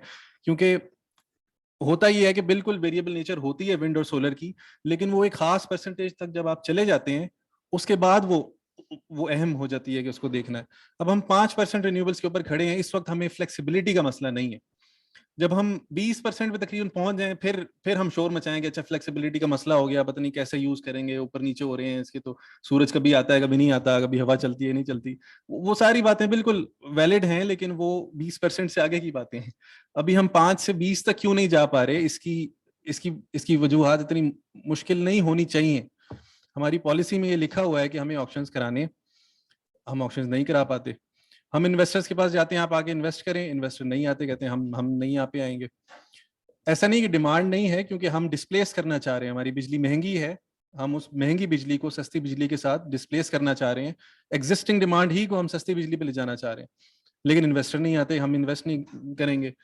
तो फिर पूछना बनता है कि क्यों नहीं आप करेंगे. इसके अंदर खालिद साहब ने कहा मैं उंगली नहीं उठाता किसी तरफ, तो फिर मजा तो नहीं आता इस तरह. मैं उठाऊंगा नहीं उंगली, लेकिन इशारा कम से कम कुछ ना कुछ हो कि आखिर क्यों इन्वेस्टर इतना तंग है हमसे. किसने उनके साथ वादे किए थे कि हम आपका ये ख्याल रखेंगे, ये रखेंगे, ये रखेंगे, उसके बाद उनसे जो है वो पीठ फेर के आप दूसरी तरफ चल पड़े. या वो कोई एक पॉलिसी आती है, उसके ऊपर दूसरी आ जाती है, कोई तीसरी आ जाती है. तो कोई तो वजूहात होंगी. ये सारी बातें आप सबको पता है कि क्यों इन्वेस्टर तंग है. और ये हर किसी की, हम में से जितनी ऑर्गेनाइजेशन यहाँ बैठी हैं, रिन्यूएबल्स फर्स्ट हो, SDPI हो, उनकी सबकी किताबें आप वो हैंड बुक्स खोल के देखें, उसमें लिखा होगा कि इन्वेस्टर कॉन्फिडेंस नहीं है, उसके ऊपर कुछ करना चाहिए. क्या करना चाहिए, वो जब किसकी जिम्मेदारी थी कि उनको मार्केट के अंदर वो कॉन्फिडेंस देना है, वो उंगली उठाने को कोई तैयार नहीं है. तो बहरहाल उससे उससे बात आगे मैं बैटरी के ऊपर लेके चलता हूँ विद दिस इन माइंड कि हमें एग्जिस्टिंग जो हमारी स्टडी है वो इतना पॉइंट आउट इससे पहले ही कर देती है कि हमें ग्रिड के अंदर 30 से 35% रिन्यूएबल्स लाने के लिए किसी बैटरी सोल्यूशन की जरूरत नहीं है। और उसकी वजह ये है, इसके ऊपर आप डिफर कर सकते हैं, लेकिन आप कह देंगे अच्छा 20% तक जा सकते हैं, वो एक बात की बात है। हमारी स्टडी कहती है 35% तक आपको मसला नहीं होगा। उसकी वजह ये है कि जो आपकी कंजम्पशन होती है, जो कंज्यूमर कंज्यूम कर रहा है बिजली मुसलसल, वो कांस्टेंट नहीं है। वो ऐसे नहीं है कि आपको बिल्कुल फिक्स जो है वो 30,000 मेगावाट जो है सुबह शाम हर वक्त चाहिए। बेशक विंड सोलर वहां वेरी कर रहे हैं, लेकिन यहाँ पे जो डिमांड है कंज्यूमर की वो भी वेरी कर रही है। और वो जो डक कर्व की बात की कि अब इन कर्व्स की आपस में जितनी अच्छी मैचिंग होगी उतना ज्यादा रिन्यूएबल्स आप यूज कर सकते हैं बगैर बैटरी लगाए। और यहाँ ये चीज जहन में रखने वाली बात है। तो बहरहाल बैटरी के अंदर, इसके अंदर कुछ तो चीजें मैं बैटरी की डिस्कस करूंगा, उसके अलावा कुछ चीजें मैं आपको जो जो एक्चुअल हमारे कर्व्स हैं एनटीडीसी के, हमारे डिमांड के हैं, वो मैं थोड़ा सा शेयर करूंगा ताकि आप जो भी स्टडी करते हैं या जो भी बात होती है उसमें ये चीजें थोड़ी सी जहन में रहें। अच्छा, सबसे पहले तो हमारे पास ईयरली डिमांड और सप्लाई प्रोफाइल्स हैं। राइट साइड के ऊपर मैंने रखी हैं। अच्छा, इंग्लिश में on the right we have the demand, sorry, on the right we have the supply which is coming from solar and wind. On the very bottom, and this is yearly, this is not daily, on the very bottom you can see the line, it's almost flat. That's solar, which means that throughout the year there's not much variation in solar supply. The solar panel, the sun goes up and down in the daily cycle, but throughout the year it doesn't change much. So you have a pretty much a very flat curve. This is based on NTDC data. This is not some international figure or something. This is local Pakistani data. Then on the very topmost you have the curves for wind. Around July, August, September you have the most wind, and then around January, December you can see it's going very low. So when you say, for example, that wind has a capacity factor of 40%, 42%, that 42% is not throughout the year. It's more like 70, 80% around July, August, and then maybe 20% or even lower around January and December. And this is important before we get into the battery, what we actually want to do with the battery. Then on the left side, you can see this is the yearly demand data. This is for the green line shows the data for K electric, and then the blue line shows the NTDC, and then for overall you can see it's pretty much the NTDC which dominates the entire curve. And once again in the demand you can see it's going up around the months of August and September, and then it's falling down in January and in December, and you can see there's a very good match with the wind. So if you install more wind without going into the battery, you have a good matching between the curves. And another thing is that we have hydro, which also comes around July and August when the rivers start flowing, and then once again you have a very good matching between the curves. Now we have the daily curves. Here you can see it's shown for 4 quarters. Solar is that line, you can see a sort of a hump in all 4 of these. That's solar. Solar remains very reliable, stable for the entire year. Every day it shows pretty much the same curve. It goes up with the sun, comes down. And then with the wind, you can see that in the quarters of August, you have very high wind. These curves are only representative. Don't look at the figures, just look at the shape. August, you have very high wind. And then around February, you can see the wind has gone very, very low. The curves above are for the demand. The lower curves, that brown curve, if you can see in the February, that's wind. Then in August, it goes very high. Now, keeping this in mind, there's a diurnal variation, which is the daily variation. It's very high with the solar. With wind, it's not that much. At the same time, if you look at the yearly variation, you have very high variation in the case of wind, and then you have low variation in case of solar. So we have here what we call in engineering a complex problem. There's no simple solution to this. how do you approach this in one single way? There are many ways to approach this. And if you want to put up a battery, which one do you think would be best to go with? कोई idea अभी तक? Yeah, have I lost all of you? बिल्कुल ही. Wind क्यों?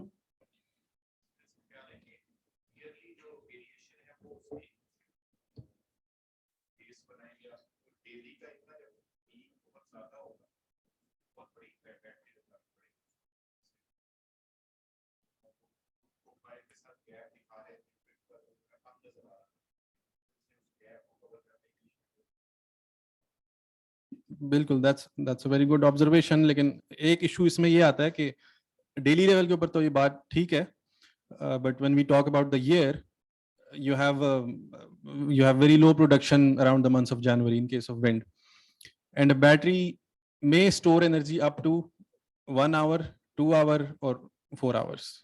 That's the limitation of the battery. So if you have a lot of variation within a single day, you can still use a battery.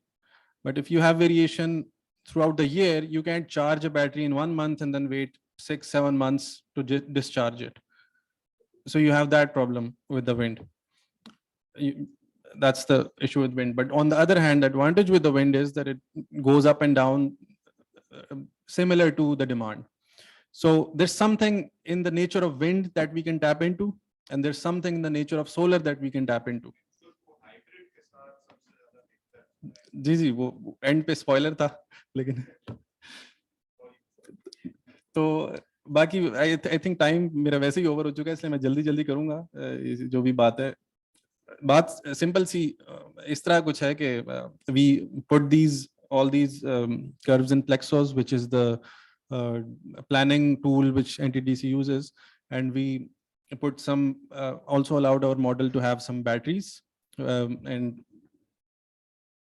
we asked Plexos to show us the cost, how the cost varies and how the usage can vary with batteries and with these sort of curves and with the different demands. So we used 2 use cases. First use case is when we ask the solar plus battery or wind plus battery or a hybrid plus battery to give us a firm capacity, which is 2 megawatt, 3 megawatt, but we need that consistently. That's our one use case. The second use case we asked was that if we don't need firm capacity and instead we need varying capacity according to how the grid needs, what would be the optimal solution in that case? And the options for batteries which we have, like I said, is 1 hour, 2 hour, and 4 hours. And AEDB actually, I think, conducted a study with GIZ in which they showed some cost data for batteries, and we actually put 6 different battery costs in our model. But the best one we found was the AEDB one. We used those figures. So based on those figures, first of all, we tried the firm capacity. In this, you can see this is just a typical day that you have these different variations in the solid curve. You can see that's your incoming supply from the wind or solar resource. And then the tiny curve, you can see that's a tiny sharp peak. You can see that's the displaced amount that the battery puts ahead in the time in which there's no wind or solar. And this is for 1 hour battery. Now put this on 2 hour battery, you can see that the displaced amount increases. Do this for the 4 hour battery, you can see it further increases. And on the left and right, you can see 2 different battery sizes. It's a 20 megawatt, and then that's 2 units of 20 megawatt, that's 40 megawatt.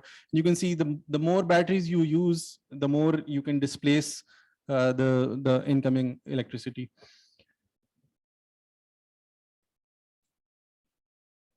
In this, you can see you have a typical solar curve, and then you put in a battery, and the model shows that solar, even with you use 20 megawatt, 40 megawatt, whatever battery size you use, it's very different to get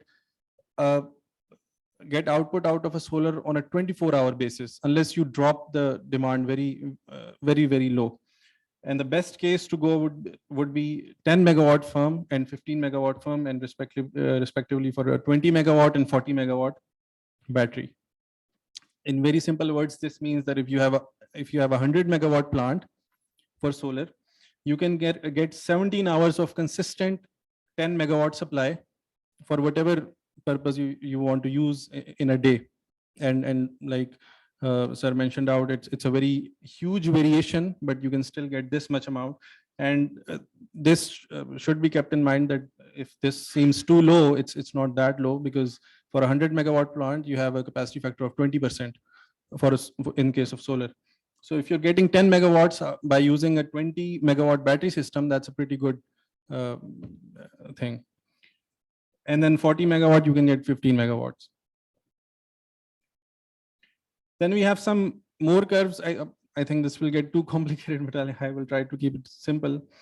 We introduced 6 different profiles for solar, and on the right, you can see the ideal profiles. We asked 6 different profiles. In one case, we ask it for firm capacity throughout the day. In the second curve, we ask it for step demand.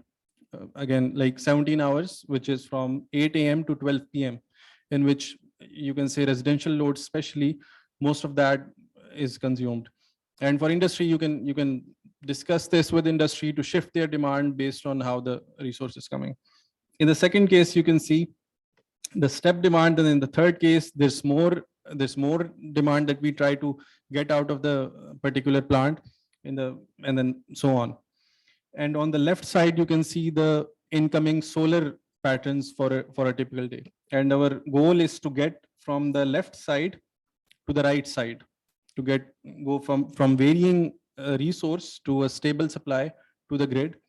And we introduce a battery in between to do this.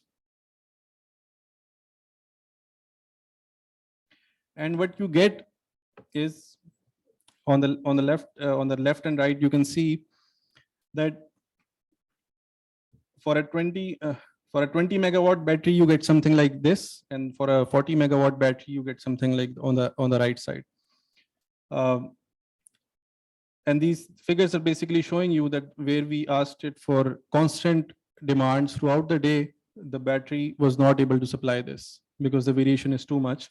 But wherever we ask step demand from a solar plant, it's able to supply this very well.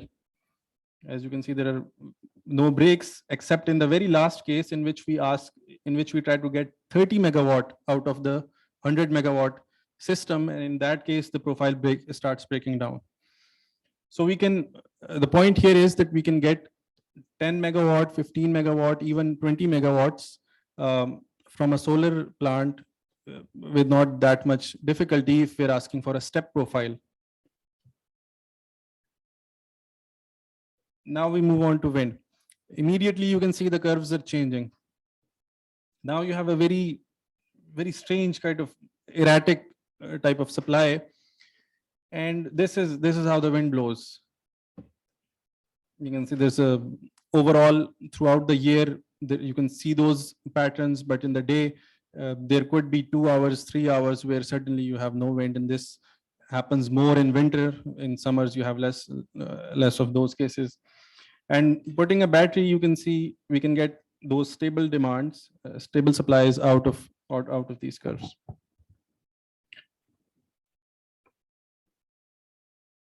This is for the month of November. If you try to do this for the month of February, you would not get this much power because in February, wind doesn't blow much.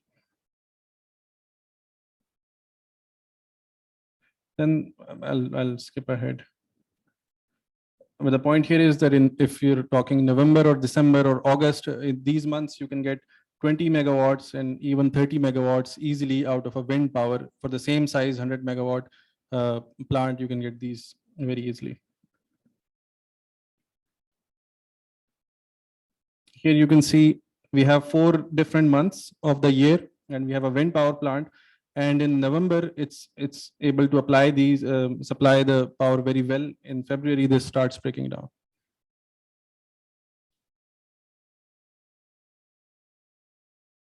Now we have the case of hybrid. Once again, we try to get the profiles shown on the right.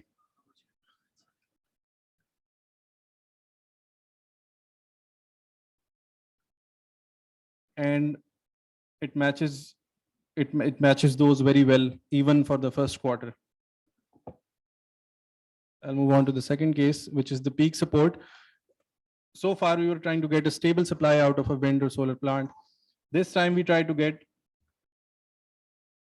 something resembling this curve. This is the NTDC curve, and this is the demand curve of the entire country. And as you can see, our base load is very low. This is showing the peak behaviors around June, July. This is a fiscal year, so you can see June or July at the edges, and around the center you can see the load, which is in January, February. You can see most of this load is air conditioning load or load which comes with summer. So you have this huge variation, and this time we try to put a battery with a solar or wind system, and we define the goal to be this profile instead of a firm capacity.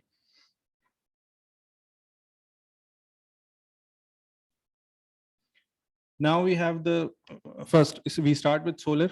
We have once again those patterns. On the right side, we have the demand curves, which we want to make. Immediately, you can see that there's a very good match in November.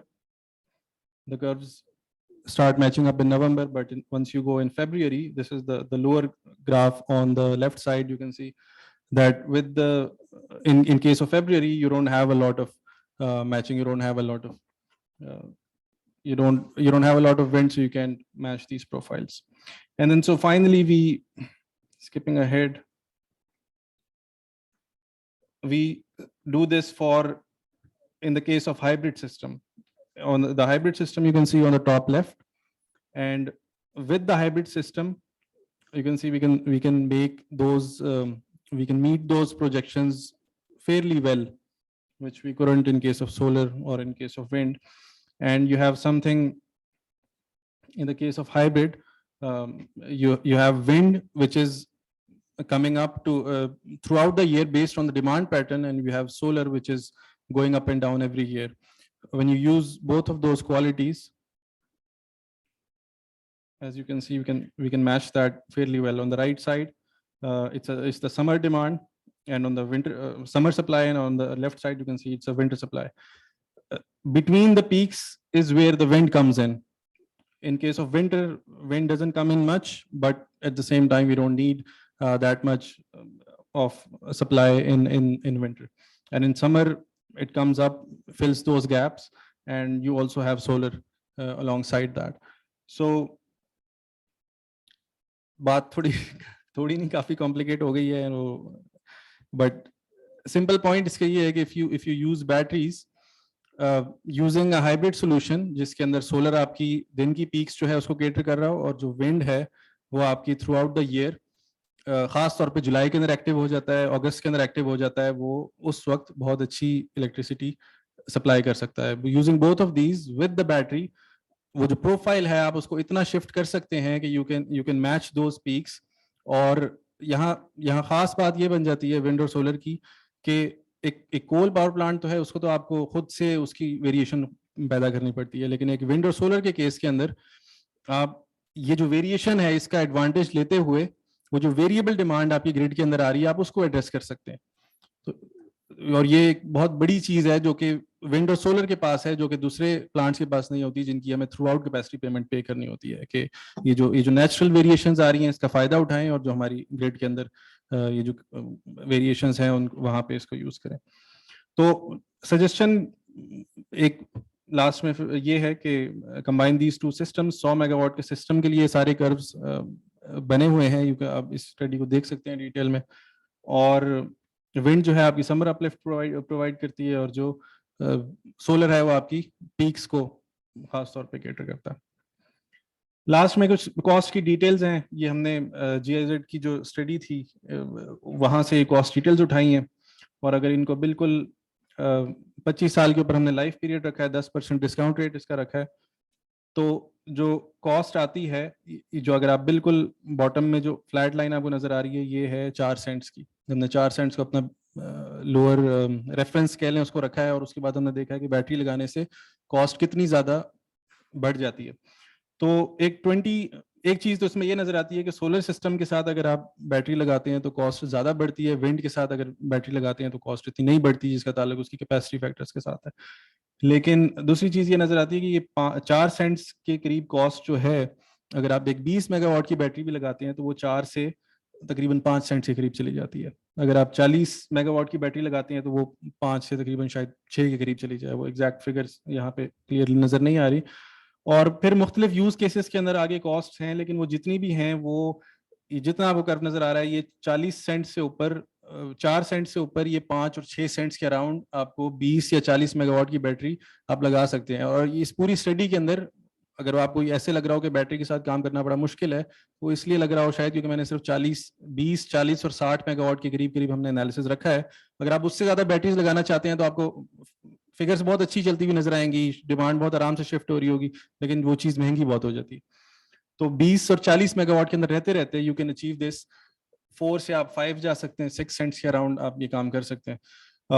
तो इस सारे का rounding this of, इस सारे का मकसद ये है कि आप बैटरीज अगर लगा लें विंड और सोलर के ऊपर तो बहुत अच्छी फर्म कैपेसिटीज आपको मिल सकती हैं। आप इंडस्ट्री को भी सप्लाई कर सकते हैं, रेजिडेंशियल लोड भी बड़ा रिलायबली आपको आप फिल कर सकते हैं।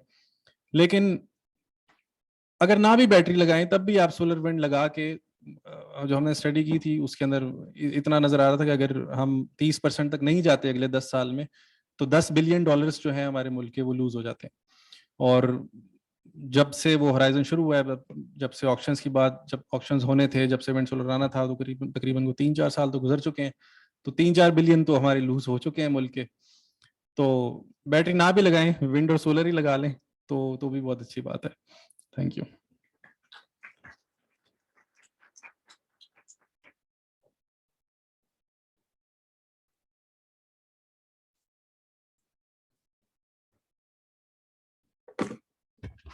Thank you, Mai, for that very wonderful presentation and sort of demystifying wind and solar integration and making that information accessible to everybody in the room. So thank you for that.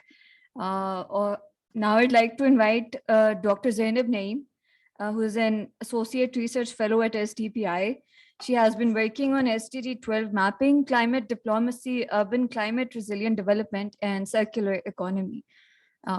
Zainab, you'd like to speak from there? Okay.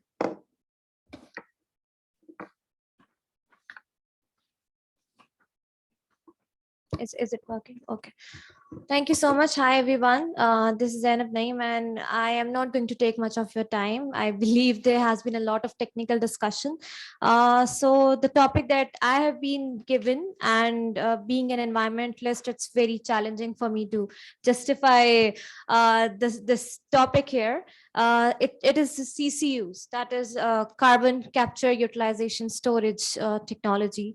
For CCUs, I think we have to go back to the clean development mechanism when it was announced under Kyoto Protocol that under CDM Kyoto Protocol, there's going to be investment in the developing countries to abate or reduce the emissions using certain technologies. But then there was a debate that how do you integrate CCUs within CDM? Under CDM, there was also mention of certified emission reduction that is now known as carbon credits, that, you know, to offset the emissions, you can exchange credits, and that is a sort of incentive that was created for the producers, or in other words, you can say for the polluters. But under CDM, there was a question that how do you integrate CCUs, because you're going to give a sort of license to the organizations to keep emitting,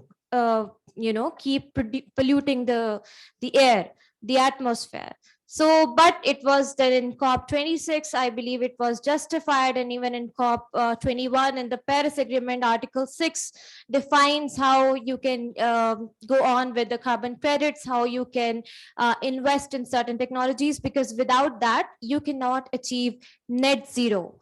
I know there are so many terms, I believe net zero, climate neutrality, decarbonization, that gets you confusing, that, you know, if it's 1.5 degrees that we have to work on, or if it is 2.5, or if it is 2.0, you know, it's very confusing. But IPCC, that is the Intergovernmental Panel on Climate Change, has suggested that you have to use CCUs in order to achieve carbon neutrality by 2050. But by what pace? That pace is something that we are lacking. But before I get into the context of the CCUs and industrialization and decarbonization, how we can, how it was developed, I've mentioned about CDM and how we can go on with it. I believe there was certain discussion about political instability, economic instability in the country, and what does Pakistan have to do with CDM or with the CCUs? I think for now we have to put aside the economic and political instabilities. Where is the room for innovation and creative ideas? I believe students are sitting here. A few years back, I was sitting there where you are sitting, and I was listening to experts, and I knew there were so many students who were developing theses on certain aspects. There was some discussion going on about carbon storage at that time also, but the people were like, we need investments and we do not have solutions at the moment. But being a student, I felt that who asked me about it, who asked my fellows about it, if the solutions are there or not. I know solutions are there, but for scalability, we need to discuss, being a student, we need to discuss the solutions with the industrialists, with the policymakers, but we do not get a chance for that, right? So I think solutions are still here. In order to improve the investments, somebody talked about the lack of investor confidence. Why is there a lack of investor confidence? Yes, I agree, political instability is a cause. I agree, economic instability is a cause. But what mapping have you done in your country? How have you assessed the demand and supply side? Yes, there is improvement now, but what about a few years ago when there were talks about CDM? Pakistan ratified Paris Agreement back then, but what sectors did Pakistan assessed where Paris Agreement investments that were supportive of the agreement could come in the country? Even now, we are lacking that sort of assessment. I believe academia must have done, think tanks like Renewables First, or the entire coalition must have done the mapping, but are those recommendations being integrated within the NDCs? The NDCs are very ambitious. We cannot achieve those NDCs. That is not going to happen. We need to revise the NDCs based on our current scenario. Yes, the developed partners do tell us that we need to adopt certain different transformation pathways, because the pathways that were adopted by developed countries, they created the climate crisis. So they are telling us that, no, you need to start adopting different development pathways. But how do you expect us to adopt different development pathways and achieve carbon neutrality by, let's say, 2050 or 2060, though we haven't committed carbon net zero, but this is not going to work that way. We need investments, yes, but for that, it has to be a two-side game. We need to provide the investors with the assessment in different sectors where we want the assessments. Now, I'm going to talk about CCUs, but being a researcher, even now, I do not know. I believe so many of us are still not clear where CCUs can come in. I can tell you power sector, or I can identify certain other industries, but I'm not sure where they can come in, where investment can come in, because I lack the mapping. I lack I do not know what government is going to present in the next COP28 regarding emission abatement. So I cannot tell you for that, but I can tell you some of the sectors where it is possible, but we have to do the mapping. We have to tell the data to the investors that, yes, this is the data, this is the demand side, this is the supply side. This is where you can come in, and this is where investments can be attracted. So for CCUs, by 2050, the global market to support the development of CCUs is expected to grow by $100 to 120 billion. Interesting, right? This has been assessed by IPCC in one of their climate reports. And Pakistan is way too behind, and it's not just Pakistan. So many other developing countries are way too behind to even discuss CCUs. But there are other countries where CCUs is happening, and I'll share some interesting facts. Now, this includes investment in plants to facilitate CCUs and the chemicals and membranes required for separation and recovery of carbon dioxide. So in simple words, CCUs are basically how we can capture the carbon dioxide emissions that are being released by the industries or by the power plants, right?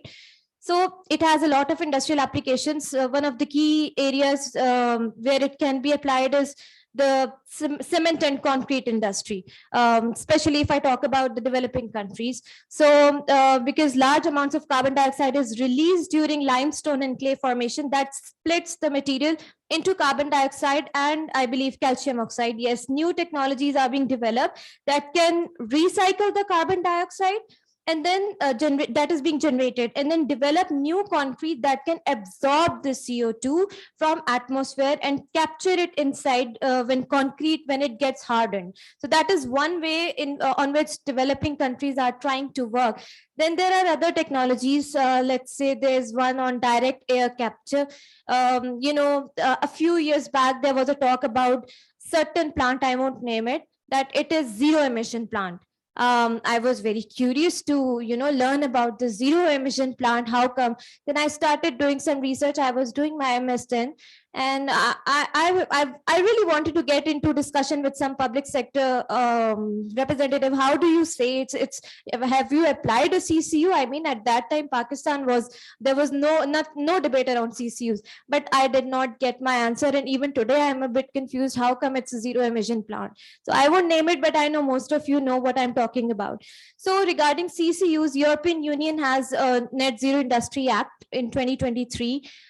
They have established this act, and they are inviting proposals on CCUs to be integrated in the industry.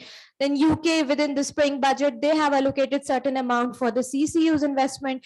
Indonesia it's a way too ahead in terms of JETPs and in terms of developing regulatory framework for integrating CCUs.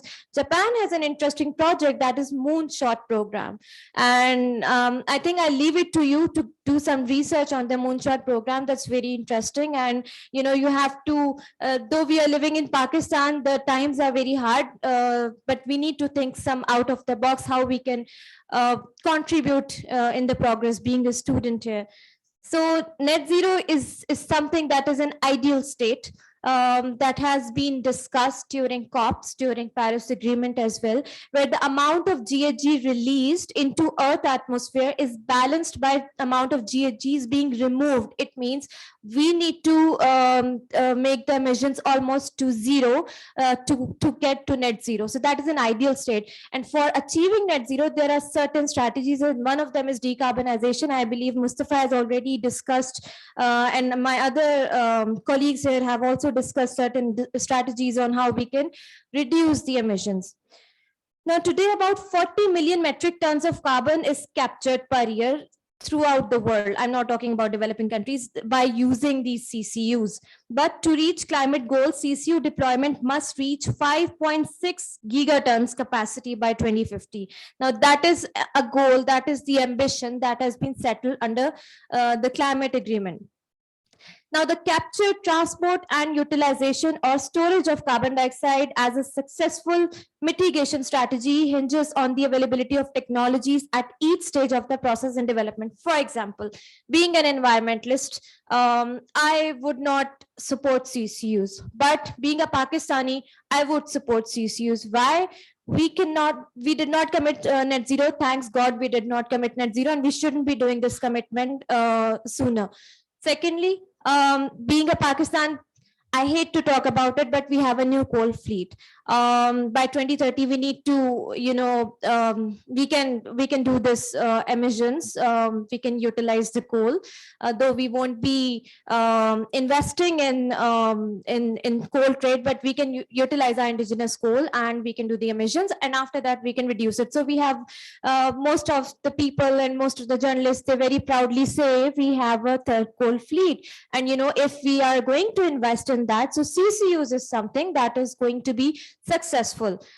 If we are developing a power plant, we can definitely come up with certain technology that can help us to capture carbon dioxide. Though it is going to have a lot of unit cost, we need a lot of investment, and at this very time, it's going to be a big challenge for us unless and until we have done our own mapping where we can invite investments and from whom we can, which partners we can engage with for the investments. I'll share that as well.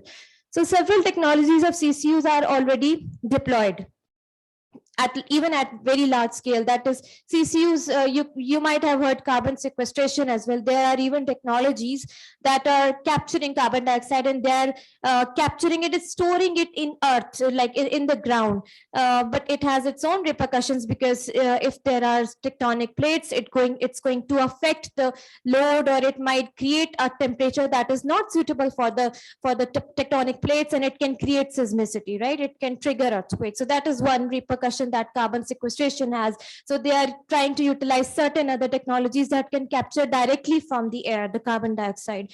Now, how we can improve CCUs? Currently, CCUs that are being used, they are not cost effective, they are not very energy efficient. They tend to consume a lot of energy, and they tend to increase the cost. So the efforts are being made to reduce the overall unit cost to improve the economics of CCUs, right? So for that, NASA has developed a technology readiness level scale.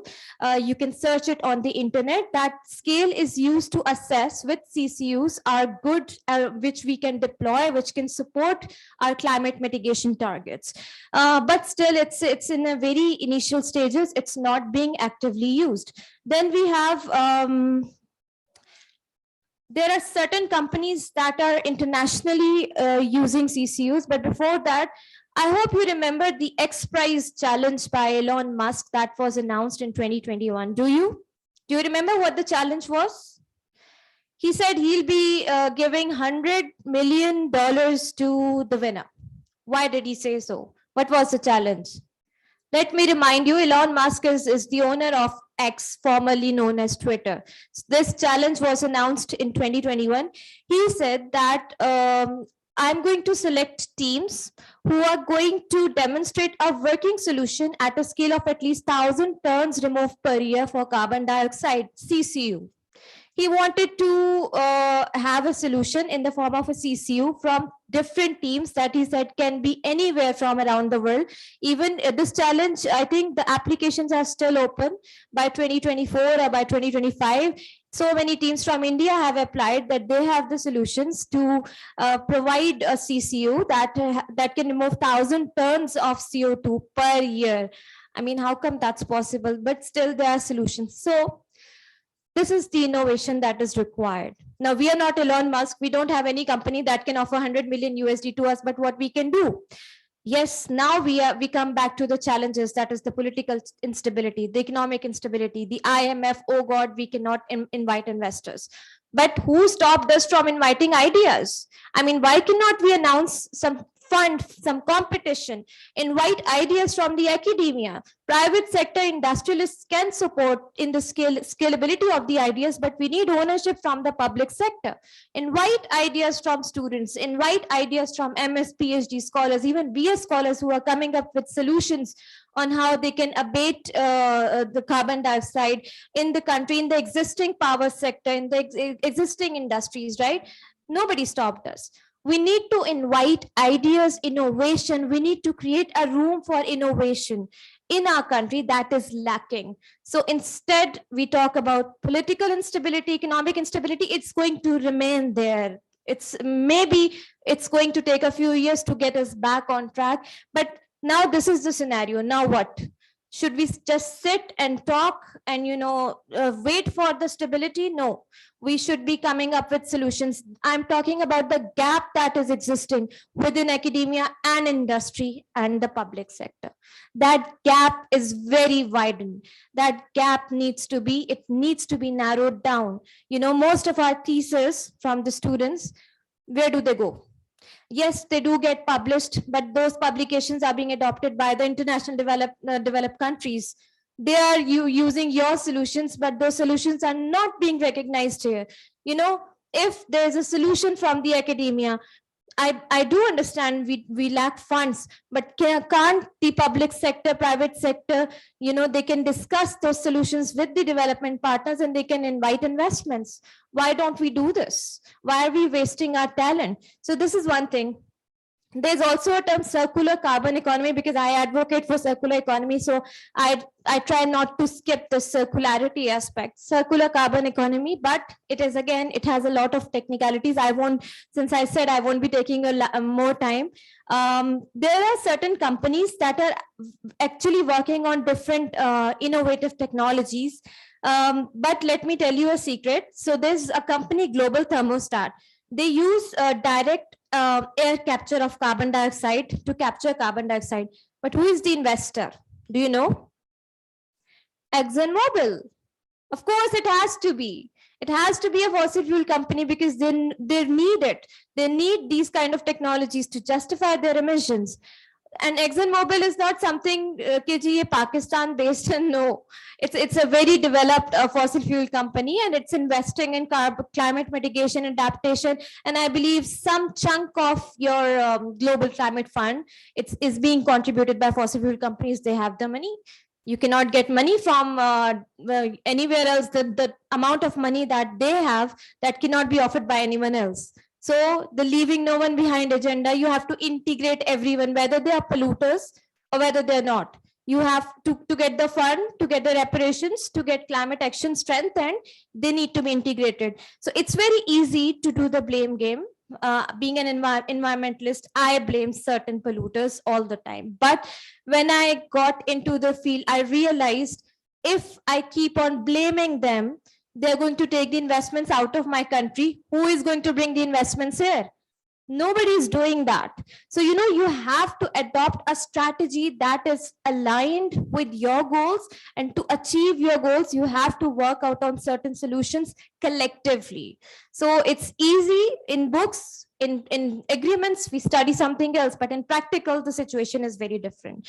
So then there is another company that is using biotechnology to capture waste gases produced by industrial processes using enzyme technology. There are so many companies. So as a way forward, I believe the first thing that needs to be done is we need to do our own assessment within different sectors, whether it's paper and pulp industry, whether it's the power sector, the overall energy sector, where the demand is, where the supply is, how much investment is needed, and then identify the partners from where investments can come in, identify the solutions, but first identify local solutions. If they are there, then you have to use those local solutions first before inviting exotic solutions, because exotic won't work unless and until you implement your local solutions. So thank you so much. I believe there has been a lot of technical talk, so I won't get into the technicalities of CCUs, but net zero, CCUs, CDM, they're interconnected. In Pakistan, only within NDCs, we have highlighted CCUs, but the mention is just negligible. In 2021, the NDCs that we committed, we mentioned the transport sector will be using EVs. And I think in some energy efficiency plans that we have that can support CCUs, but there's no other mention for CCUs. So I believe Pakistan needs to work on, it's a buzzword now, maybe to attract investments. We can work out on strategy, but it has to be based on research. Thank you so much.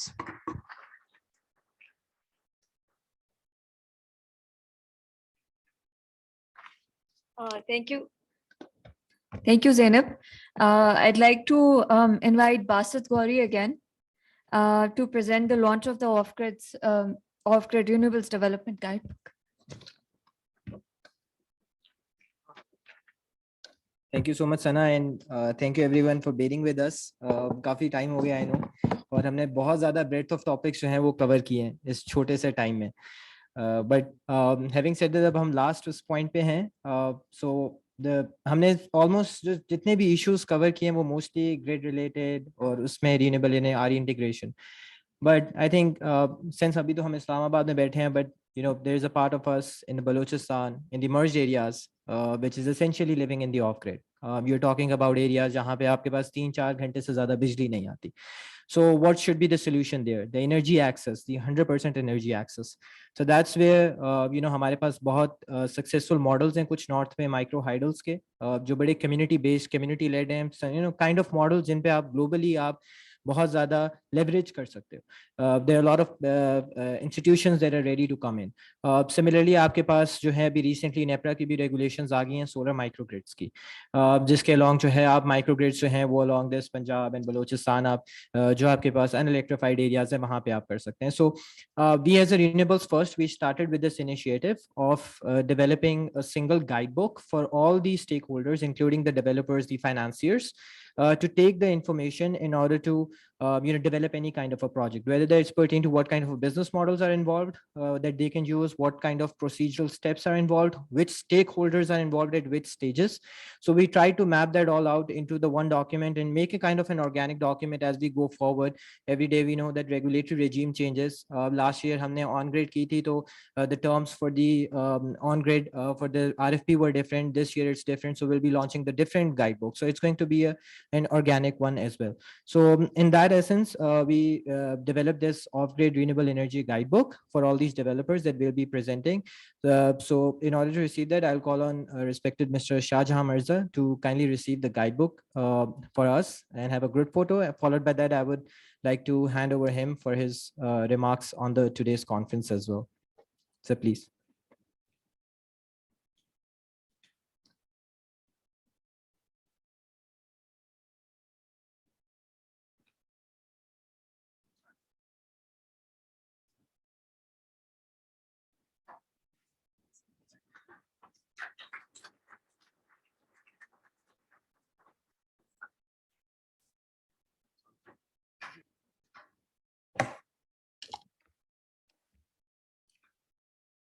Bismillahirrahmanirrahim.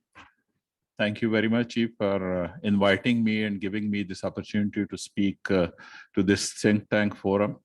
The topic is quite intriguing and interesting. I wish I could have joined earlier and listened to all the discussion, which must be very, very much interesting or very much learning from that. But I missed that. So I appreciate the Renewable First for making this effort, not only this seminar, but also making this guidebook. So what we are doing actually, we have the last speech I heard about the CCU, NDCs, all that. I fully agree that there's a need to make combined efforts. A lot of work is being done in bit and pieces in different pockets, but somebody needs to actually put it together. And she was rightly saying that there is a big gap between the industry, academia, and the government. But what I feel, which I always say, because I come from an organization which has brought in Pakistan about 50-55% of power generation capacity from the private sector. So I always say that the government can't do every work. And the way our government and our bureaucratic setup is, I would say, disorganized, to expect too much from the government is very difficult. So even if you look outside Pakistan, in the developed world, you see the corporate entities, the corporate giant, they actually put a lot of money for research and development. They work with the university, they work with the government, they work with the academia and other people. So I think we need to create a forum actually where we can get more involvement from the corporate giants who have funds and who can contribute. I think the realization is coming now in the industrial world also, but that is very limited about the environmental impact and environmental aspects and everything. So we need to probably create a giant forum. I don't find, I think, anybody from the industry here. So in these kind of seminars, we must invite the industry, and particularly the leading industries. If I may take the name like Engro, and there are a few other industries who are really conscious about the environmental aspects, and they work on that. They actually dedicate funds for that. So I think that forum is required. While these type of forums are really helpful in making recommendation, understanding the issues, but again, the implementation come either to the government or to the corporate sector. So I think we need to work on this aspects also. Because the government, as you have rightly said, we are in economic crunch, the resources are limited, we are facing political issues. So all that is on card. So I think we need to think something that where we have a limited role for the government. We can recommend to the government that what regulations need to be made, what what guidelines need to be made, what enabling environment is needed to make these initiatives successful. And I'm sure STPI does a lot of work with the government also, so they are familiar what is happening in the government. From the government side and PPIB side, previously the Alternative Energy Development Board was a separate entity. Now we are merged entity. So PPIB is handling both the traditional and conventional energy fuels also, and the renewable energy also. We have very ambitious plan for the renewable energy, which I'm hopeful we can implement it. We are looking for increasing the renewable energy share from 31% to 62% by 2031, which is a big challenge looking at the current political and economic environment and the shortage of foreign exchange, which we are currently facing. So we launched a project in early this year for 600 megawatt. But unfortunately, that was not successful. We did not receive any bid for 600 megawatt solar PV project because market felt the tariff, the ceiling tariff on which the reverse auction was to be done, given by NEPRA was 3.41 cents. So market felt that was very low, given the condition of Pakistan. So now we have re-advertised that project, and closing deadline is 30th of October. So let's hope that we can get good bids. But again, what market is saying, we had a briefing session with the potential investors and bankers yesterday. Market is saying that there is very high price for international financing are putting for financing any project in Pakistan. So I think that's the price we have to pay, but we have to pay that price and move forward. The government last year announced that the substitution fuel initiative with solar PV, the overall target is 6,000 megawatt. And the main aim is that we don't want to make major investment in the grid infrastructure. We want to utilize the current grid, and we want to run the solar PV plants in the daytime, whatever capacity is available, and in the evening use the thermal power plants to actually meeting the peak in the evening. This is a very good initiative, I believe. But again, it depends about the economic environment, that how much investors we can attract in this situation. So the other way, and I think you people must have talked a lot about what government is thinking. This is 31 to 62% of the renewable energy. And with that, our famous indicative generation expansion plan, generally known as IGCEP, according to the calculation that says that the current 356 gram of CO2 emission per unit will be reduced to 196 gram CO2. So in looking in from environmental perspective, there will probably still be some additionality, but at least on the average, we will come, inshallah, half of the current emission per unit of the CO2. So these are the few I would say schemes on which we are working. We are also working on the category 3 projects. So we are delayed in that, Dr. Zainab rightly pointed out, but there are many reasons for that. And I think that's a classic example that where we in the government and policymaker, we take sometimes knee-jerk reactions. So in 2015, government decided that no new RE project will be done without competitive bidding. And I don't blame the decision maker, because probably it is on our side that we could not give the right picture to the decision maker that how many projects are in pipeline and what will be the impact of this decision on those projects. So it took another 2 years to realize that. In 2017, there was again a decision, and ultimately in 2019, a consensus was developed in the form of the renewable energy policy of 2019, but that actually make the operating regime so difficult that we have not been able to deliver so far on that, because that says the category 3 projects will be first offer for the bidding, which we have not been able to do so far because of the differences mainly with the provinces. Sometimes one province is not on board, they say we need to do the bidding, sometimes other provinces not on the board. So we are struggling with that for at least for the last 2.5 years. since I have taken the charge of the AEDB. So we made 3 attempts actually to do this bidding, but every time it was blocked by one or the other provinces. So, but we are still hopeful that we'll be able to do this category 3 bidding maybe in next few months. And the expectation is that we'll be able to get around 1,000 megawatt of solar and 500 megawatt of wind. Though in the recent breakdown which we saw in January this year, the countrywide breakdown and blackout, where our system operator thinks that the culprit is the wind power plants.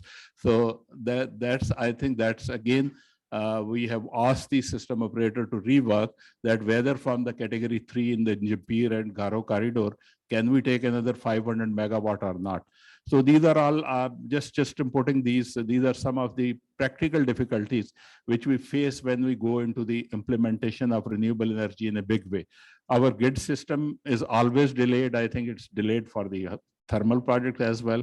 But RE system put a lot of strain and pressure on the grid system because of its intermittency. I'm sure when I see the new narrative against the traditional thoughts which you might have discussed in the morning, so there are solutions to that, but some of them are quite expensive and some of them are quite time consuming. So we are working on all those things, and I'm confident that by 2031 we'll be able to deliver, if not 62%, maybe very close to 62%. And with one I would say proviso, that our economic conditions improve somewhat, if not totally get reversed, at least somewhat improve, so that we can talk to the foreign investors and we can ask them to bring in more investment. We have limitation currently. I think the local industry and local banks can provide financing for some of the portion of our targets of renewable energy. But again, the issue is of the foreign currency, because our major cost of these power plants is based on the foreign exchange. So that has become a big issue. Though with the support of the Indian Development Board, we are also working on a policy and incentives for local manufacturing of the inverters and the solar PV panel assembling and then manufacturing. But I think it's going to take some time that these things become reality. We are also talking, some of the Chinese manufacturers are interested to set up their manufacturing facilities in Pakistan. So they are also waiting for the government policy that what tax and fiscal incentive government can offer for them to work in Pakistan. So I think this is the overall broader picture from the government perspective, which I have put in front of you. And remaining, I would look forward that whatever recommendation and whatever suggestions have come up from this discussion, that will really be helpful for the PPIB and for the Ministry of Energy actually to compile some of the recommendations for approval of the relevant forum like Cabinet or the CCI. So with this, I stop here. Thank you very much.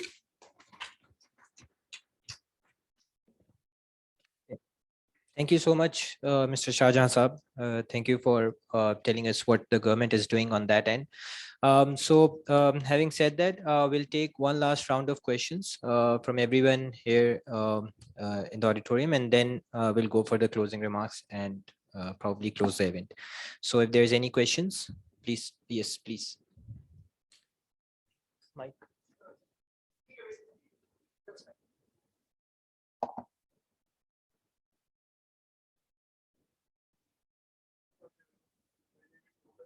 I'm a research scholar at NEST.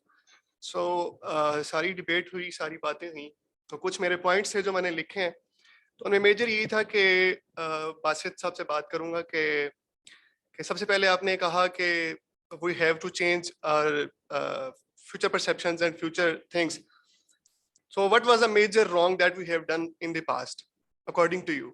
क्या था ऐसी कुछ चीज जो हमने सबसे बुरी की हमारे माजी के अंदर? If you can answer. Right. So, ठीक. So I think actually you can finish the questions and then I can answer. Actually, मेरे मुताबिक जो सबसे मतलब गलत चीज की तो वो थी हमारी जो हमने पावर प्लांट्स इंस्टॉल कराए और हमारे पास था शॉर्टफॉल ऑफ इलेक्ट्रिसिटी, और उसके बाद हमने एकदम से कहा कि शॉर्टफॉल को पूरा करना है। जो भी हमारी करंट पॉलिटिकल गवर्नमेंट थी उन्होंने कहा नहीं, हम शॉर्टफॉल पूरा करके दिखाएंगे। उसके बाद आईपीपीस हुए, आईपीपीस के बाद हमारे पास हम सरप्लस में चले गए बाद में जाके, और करंट हमारी जो कैपेसिटी है वो अराउंड 40,000 और 41,000 है। जो हमारी बेस डिमांड है वो अराउंड 12,000 है अकॉर्डिंग टू योर स्लाइड्स। तो वो अराउंड 12,000 है, और 2022 से लेके 2023 तक हमारी जो बेस डिमांड है वो 12,000 ही है. We are not increasing our base demand. और इसकी बेसिक रीजन क्या है कि हम अपनी इंडस्ट्री को, या जो हमारी प्राइसेस हैं, जो लेट्स सपोज हमारी इलेक्ट्रिसिटी की प्राइसेस हैं, वो लोगों को डीमोटिवेट कर रही हैं कि आप इलेक्ट्रिसिटी इस्तेमाल ना करो. और मे बी इन फ्यूचर मेरे ख्याल से तो जिस हिसाब से प्राइसेस इंक्रीज हो रही हैं, हम डार्क एजेस में शायद चले जाएं. लोग प्रेफर यही करें कि घर के अंदर मोमबत्ती जला लें और उसमें रह लें, बजाय ये कि वो इलेक्ट्रिसिटी इस्तेमाल करें. So the reason is this कि हम जो 40,000 की कैपेसिटी की प्राइसेस हैं, जो कॉस्ट है, वो हम 12,000 यूनिट्स, मतलब 12,000 जो मेगावाट के कंज्यूमर्स हैं उनसे ले रहे हैं 40,000 की कैपेसिटी की पेमेंट्स. सो अगर हम लोगों को यही, लेट्स सपोज चले हम कहते हैं कि हम प्राइस को कम नहीं कर सकते क्योंकि हमारी कॉस्ट बहुत ज्यादा है. अगर आप लोगों को एटलीस्ट ये कर दें कि ये 40,000 जो आपकी कैपेसिटी है या 30,000 कैपेसिटी है वही प्रोवाइड कर दें इसी प्राइस के अंदर, ताकि लोगों को मोटिवेट करें कि वो ज्यादा से ज्यादा बिजली इस्तेमाल करें. हम कहते हैं जो 200 यूनिट इस्तेमाल करेगा उसको हम 30 रुपीज चार्ज करेंगे, जो 200 से ऊपर जाएगा उसको हम 35 रुपए इस्तेमाल करेंगे, फिर 40 रुपए इस्तेमाल करेंगे. डीमोटिवेट तो लोगों को हम खुद कर रहे हैं कि आप बिजली इस्तेमाल ही ना करो. सो लोग कोशिश यही करते हैं कि 200 यूनिट तक कंज्यूम करो, यार ज्यादा करेंगे तो फिर हमें प्राइस ज्यादा मतलब चार्ज की जाएगी. सो एक बेसिक ये चीज है. अच्छा चले इसी प्राइस को लेके आप एटलीस्ट 30,000 तक लोगों को प्रोवाइड करें, प्राइसेस को थोड़ा निगोशिएट करके, ताकि जो हमारे पास इनडायरेक्ट रेवेन्यू है, लेट्स सपोज हमारी एक्सपोर्ट्स हैं वो इंक्रीज हो, हमारी एक्सपोर्ट्स इंक्रीज होंगे, हमारे पास डॉलर आएगा. एक्चुअली ये सारा एक सर्कल है जो इंटरकनेक्टेड है. हम फ्यूल लेते हैं, हम डॉलर पे करते हैं, इंपोर्ट होती है, और फिर जैसे सर ने एक बात की कि हम फ्यूल महंगा लेते हैं और हम कंज्यूम कर लेते हैं. दो चीजें, इंपोर्ट टू देन एक्सपोर्ट और इंपोर्ट टू कंज्यूम. हम कर रहे हैं इंपोर्ट टू कंज्यूम, हम इंपोर्ट टू एक्सपोर्ट नहीं कर रहे. सो एक ये मेजर इशू है कि हम एटलीस्ट उनको लोगों को इतना को मोटिवेट करें कि वो ज्यादा से ज्यादा बिजली इस्तेमाल करें इसी प्राइसेस के अंदर, और वो एक्सपोर्ट्स करें ताकि इनडायरेक्ट हमारी इकोनॉमी को थोड़ा सा फायदा हो. और सेकंड चीज ये है कि हम देखते हैं कि जितना ज्यादा एनर्जी डिमांड इंक्रीज होती है उतनी ज्यादा इकोनॉमी ग्रो करती है. ये तो इंडस्ट्रियल रेवोल्यूशन जब 18th सेंचुरी के अंदर आया था तब लोगों ने ये स्टडीज मतलब पब्लिश की थी कि जितना ज्यादा एनर्जी डिमांड ग्रो करेगी उतना ही ज्यादा आपकी जो है इकोनॉमी वो ग्रोथ करेगी. अब हमारा जो मेरे ख्याल से जो बेस लोड है वो 2010 में भी शायद इसी के अराउंड ही हो, 10 मेगावाट हो. एंड नाउ आफ्टर 12 years, मतलब in 2023 we are again around 10 megawatt, और हो सकता है गीगावाट, सॉरी, तो हो सकता है आगे जाके हम इससे नीचे चले जाएं, क्योंकि हम अपनी फिर हम, सॉरी मैं जरा स्किप कर रहा हूँ अपने पॉइंट्स ताकि ज्यादा टाइम ना लूं. फिर हम कहते हैं एकेडेमिया और इंडस्ट्री का लिंकेज नहीं है. जब आपके पास इंडस्ट्री है ही नहीं तो आप लिंकेज किस तरह से करेंगे, किसके साथ जाके लिंकेज करेंगे. फिर एक इंडस्ट्री है, लेट्स सपोज टेक्सटाइल इंडस्ट्री है, वो यहाँ पे एक शर्ट बना रही है, वो आपको कॉस्ट कर रही है 100 रुपीज इंडस्ट्री को, और वो एक्सपोर्ट करना चाह रही है उस शर्ट को, और वो उसके पास इंटरनेशनल कंपेटिटर्स भी हैं, जो बांग्लादेश भी है, इवन इंडिया भी है, उसके अंदर भी लोग बैठे हुए हैं. चले वो पहले वो 100 रुपए की ये बना रही है, कहते हैं 150 रुपए की हम बेच देते हैं. जब उनकी इलेक्ट्रिसिटी कॉस्ट इतनी ज्यादा इंक्रीज हो चुकी है कि वो इवन 150 की उनकी अपनी कॉस्ट पड़ी है, तो वो कैसे 150 की सेल आउट कर सकते हैं बाहर, तो वो अपने कंपेटिटर्स को मीट नहीं कर सकते. तो सारी की सारी इंडस्ट्री ऑटोमेटिकली आपकी बांग्लादेश शिफ्ट हो जाएगी, इंडिया में चली जाएगी जहाँ पे एनर्जी सस्ती है. So these are some points. चीजें तो और भी थी लेकिन अगर आप इन चीजों को देख ठीक, नहीं, well taken, points all taken. बिल्कुल आपने सही हाईलाइट किया इसमें. जस्ट क्विकली इसमें जो मेरे ख्याल से जो आपने की इश्यूज आपने बात की, जो इंडस्ट्री वाली बात की, इंडस्ट्री को करने के लिए, I completely agree with it. Usually globally आपका ट्रेंड ये होता है कि आप इंडस्ट्री को सब्सिडाइज करते हैं. अनफॉर्चुनेटली हमारे यहाँ इंडस्ट्री जो होती है वो डोमेस्टिक कंज्यूमर्स को सब्सिडाइज कर रही है. So I think this is one of the critical reason जिसकी वजह से हमारा जो है पावर सेक्टर वो फाइनेंशियली अनसस्टेनेबल भी बन जाता है, because our domestic consumers are mostly dependent on subsidy. But इसके अदर एस्पेक्ट्स भी हैं जिसमें आपके पास अफोर्डेबिलिटी और वो वाली चीजें भी आ जाती हैं, that has to be taken into account at a larger extent. So point well taken. If we have any other comments. Sorry एक चीज, जी शायद थोड़ा सा इसको आंसर कर देता हूँ. देखिए, आई थिंक आपने बहुत सारी चीजें कवर की हैं अपने डिस्कशन में. इशू इस वक्त जो है वो ये है कि गलतियां क्या की. गलतियां अगर मैं बताऊं तो हमारी पहली गलती ये है कि हमारी प्लानिंग कभी सही नहीं होती. We don't have right data, we don't have right models to work with and we plan wrongly. वो जो आपने अपने क्वेश्चन का खुद ही आंसर कर दिया है कि व्हाट हैज हैपेंड कि हमने 40,000 मेगावाट की कैपेसिटी लगा ली and we don't have the demand. देखें, एक इंस्टीट्यूशन को काम दिया गया एंड अल्हम्दुलिल्लाह I take pride in that कि पीपीआईबी को ये काम दिया गया कि आपने प्राइवेट सेक्टर से इन्वेस्टमेंट लानी. पीपीआईबी ने आपको डिलीवर कर दिया. अब इसके पैरेलल कुछ और चीजें होने वाली थी. आप प्रोजेक्ट कर रहे थे अपनी जीडीपी ग्रोथ 5 to 6%. किसी ने एक्सपोर्ट बढ़ाने के लिए काम करना था, किसी ने इंडस्ट्री लगाने के लिए काम करना था, किसी ने बाकी जो चीजें थी उनको रिकंसाइल करना था. एक इंस्टीट्यूशन ने डिलीवर कर दिया, बाकी काम नहीं हुआ. वो जो आप कह रहे हैं ना, उसका सोल्यूशन यही है कि डिमांड बढ़ाई जाए. बाकी बासत ने आंसर कर दिया कि जो हम लोअर वाले को सपोर्ट कर रहे हैं वो तो सिर्फ एक सोशल वेलफेयर की बात है कि गवर्नमेंट का ये फर्ज है कि जो बहुत गरीब लोग हैं उनको तो कुछ ना कुछ सस्ती बिजली दे. बाकी जो डिमांड वाली बात है, डिमांड तो बढ़ेगी. देखें, कोविड का किसी को नहीं पता था. We have seen the Ukraine war, that is very very difficult situation for the whole world. हम ये जब कोल के पावर प्लांट लगा रहे थे उस वक्त मेरा ख्याल है वी वर प्रोजेक्टिंग कि ये 80 या $85 पर टन पे वो बेस्ट कोल जो बिटुमिनस कोल होता है वो था. एंड उस वक्त प्रोजेक्शन ये थी कि this is a dirty fuel and this will be dirt cheap, कोई बाहर ही नहीं होगा इसका. एंड यू कैन इमेजिन कि इस कोल ने $450 पर टन क्रॉस किया. So that's how it put strain on LNG. जो हम $8-10 की बात करते थे वो 33, 34, $43 को टच कर रहे. तो ये कुछ अनफोर्सीन चीजें होती हैं. लेकिन I think the bottom line is कि सिर्फ एक पार्ट ऑफ द मिनिस्ट्री, एक पार्ट ऑफ द गवर्नमेंट के काम करने से बात नहीं बनती. You have to do lot of efforts to increase the demand.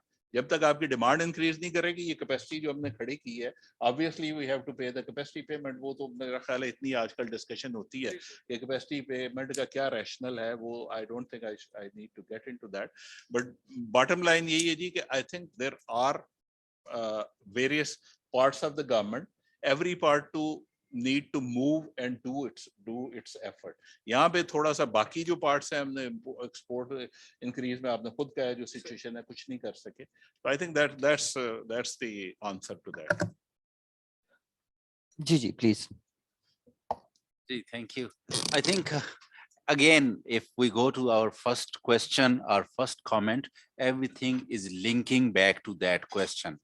The decision making and the informed academia as well as the think tanks. They were always there.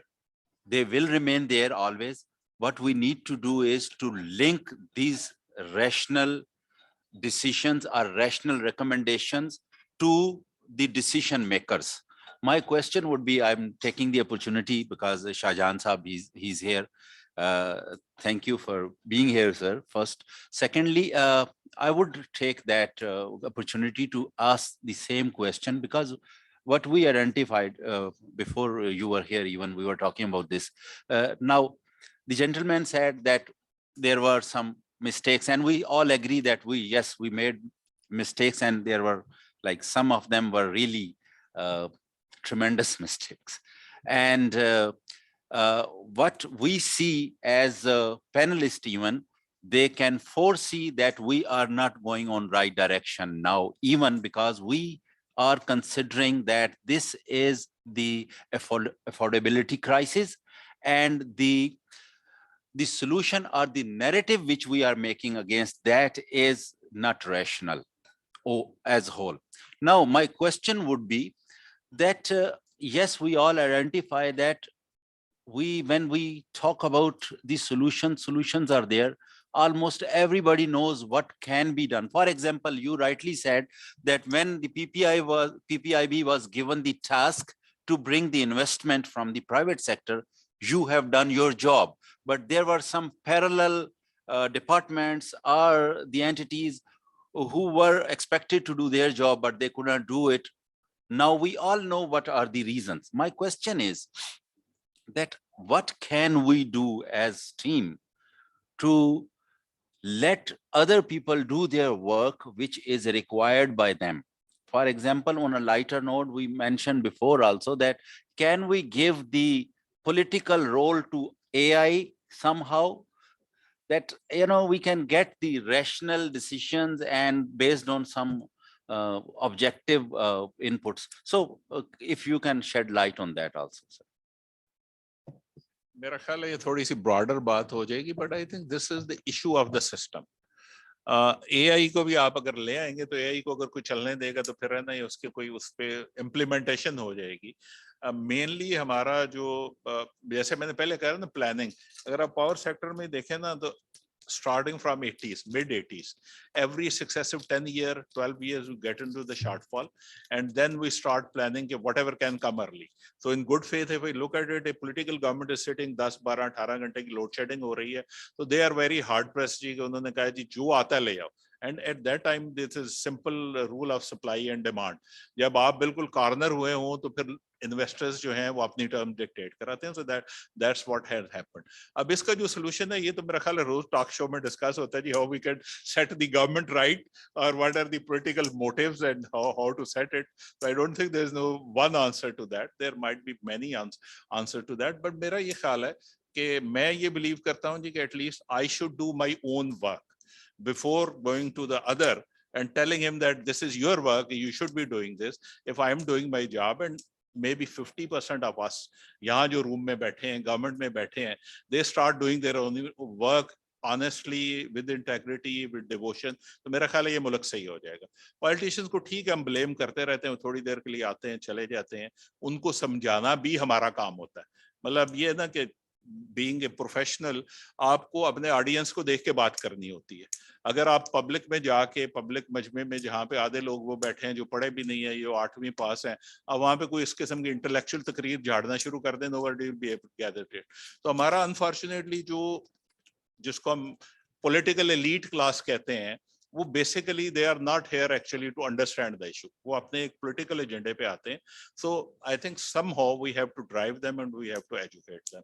ये बहुत जरूरी है, रिगार्डलेस के किसकी गवर्नमेंट है, क्या हो रहा है. तो उसमें कुछ कोशिश हो रही है कि SIFC का फोरम बना है. They are trying to put things to the direction.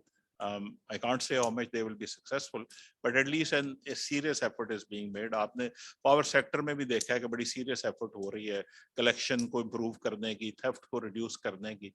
If we can continue this drive, although I don't think this is a sustainable solution. ये अभी टेम्परेरी तो कर देगा, but we need to put the laws and the system in place कि कल को ये चीज ना हो. So I think that's the best I can say. बाकी तो मेरा ख्याल है यही बैठे हैं लोग, so they can add if they can add anything. All right. Thank you so much, Azad. I think we are over the time quite a bit, so probably if there are any more questions, you can email it to us or you can write it and give it to us, and we'll, even if there are questions for the panelists, we'll reach out to them and get the answers and get back to you. So feel free to do, and that's also for our online participants as well. Having said that, for our closing remarks, I would invite Mr. Badr Alam, who has joined us online from Pride, an organization and think tank here in Islamabad, to give the closing remarks.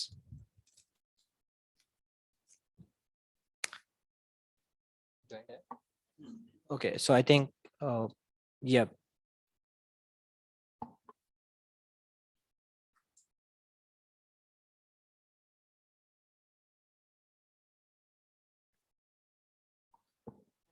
ठीक है, I think if Badr Saab is not here, तो Khalid Saab, would you? चलें, Mustafa, please. Can you hear me? Ji, Badr Saab.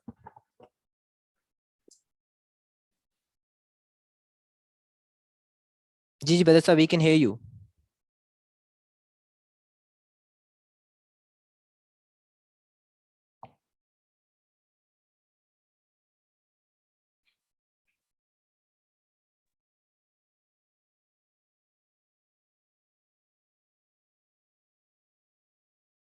Thank you, Jeet. Thanks for a wonderful discussion.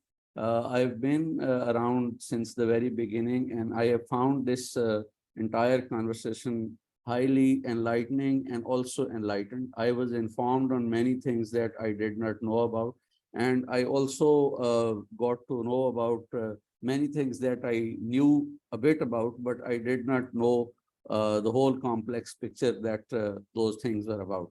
So from Baset's presentation, in which we got to know about the myths that we have about renewable energy, in Pakistan and how he went about busting those myths, including from the necessity to have base load capacity in Pakistan to other aspects of renewable energy, to Dr. Khalid Waleed's enlightening remarks about how power sector is both the cause and the effect of inflation in Pakistan, to various things that Mark Asim told us about the renewable energy and the overall problems that we have. Like, for instance, one of the best things that I got from his presentation was that we have the capacity or the willingness or everything or readiness to have a nuclear power plant which we do not either need or we do not even afford, and we still cannot find money to invest in renewable energy. Similarly, we have been investing billions of dollars over the last 10 years or maybe 15 years in hydroelectric power that we only get for 4 or 5 months around the year, and still we do not find right kind of investment for solar and wind. And Shahjahan साहब ने बहुत अच्छी तरह से explain किया कि इसकी reasons क्या हैं, कि internal जो एक chaos है planning system का, और जो हमारे federal और provincial governments के आपस में problems हैं, और जो एक department का दूसरे department के साथ problem है, मेरा ख्याल है वो बहुत amply sufficiently इसको करता है वजाहत इस बात की कि क्यों हम इस सारे मामले में पीछे चले गए हैं. While there are ways and means to get out of this crisis, there is certainly a major number of roadblocks and stumbling blocks that we have ourselves created in our way to achieve those ways and means to get out of this crisis. And it's only us, it's only we that can, try to do something to overcome those roadblocks and stumbling blocks. In my humble submission, I would say that policy making in Pakistan has become a highly centralized phenomenon. It's only a few dozen technocrats and bureaucrats sitting in Islamabad who make policy for the whole of the country. I think there needs to be a decentralized process in which inputs are sought and collected from all over Pakistan, and people and communities should be able to provide inputs about their needs and requirements and about their constraints that they feel at the ground level, at the grassroots level in the policy making process. And I think politics is the only way to do that. We have heard about AI doing that. I don't think AI will need to get votes from people to be able to attend to people's needs. It's only the people's representatives who have their pulse on the people's, who have their hand on the people's pulse, and who can, really let us know what is going on ground. So unless we involve politicians, elected politicians, in policy making in a big way, and not just elected politicians who we always see on television shows, but the elected politicians who come from the ground, who know the people's realities from the very ground, who understand why we are having glacial outburst of lakes in Chitral, why we are having glacier melts in Gilgit-Baltistan, why our Indus Delta is being ruined by every passing year, why and what kind of dangers and threats we have to the ecology of Thar because of the coal mining and coal power plant, and what kind of damages we have done to the food basket of Sahiwal by planting by setting up a power plant right in the middle of the green fields and green orchards. So these are the things that people on the ground know really very well, but policymakers in Islamabad are always oblivious to these things, and they do not understand the local needs and requirements. And what we see in terms of feasibility reports and environmental investment impact assessment reports are generally, again, technical and very bureaucratical kind of analyses that do not take these local factors that I've been talking about into consideration. Having said that, I would really be thankful. I am thankful for all the people who have participated in this wonderful discussion. All the panelists have really gave their best input, and I think the picture that has emerged from all of this discussion is a very complex picture. And I think everyone around this table must be aware of that complexity. And a complex situation cannot have simple or simplistic solutions. If anyone thinks that we will do one thing and everything will be start getting all right by through a magic wand, I think it will not happen. It's a very complex situation, and it will require a very complex kind of a thinking and a very complex kind of a solution. And unfortunately, the people sitting in the policy making circles do not have either the will or the capacity to do that kind of complex thinking. Like, for instance, we have engineers who do not know economics. We have economists who do not have anything to do about social cultural aspects of any economic paradigm. We have environmentalists who will not talk to the business people. We have business people who will not talk to the climate change or climate justice activists. So these are the things that are making a very complex situation into further complex. So this kind of discussion that we have today, I think is one avenue or one venue where these complexities have been discussed thoroughly, and we have come to a conclusion, if it can be called a conclusion at all, that this is a very complex kind of a crisis that we are in, and we need to join our hands and butt our heads together to find a solution that is equally complex, but that can still be feasible and applicable. We all know what should be done, but we differ on what can be done. So the difference between what should be done and what can be done is what we discussed today. And we did not come to a conclusion in the sense that we all agreed to a single formula, and we cannot agree to a single formula because, as I said earlier, it's a complex situation. But I thank all of you for taking part in this wonderful discussion. And I hope that this process continues. And in the long run, not in the very long run in which we will all be dead, but in the very near long run, we will be able to bridge this gap between what should be done and what can be done. Thank you very much again for participating in this discussion. Thank you so much, Badar Saab. And thank you to all the panelists once again and all the participants for bearing with us. There is also a feedback section there. So if anyone wants to have any comments on that or any other questions from the panelists, once again, you can write it to us or give it on the table. We'll get back to you. Thank you. Thank you, sir. The lunch is here, so please help yourself.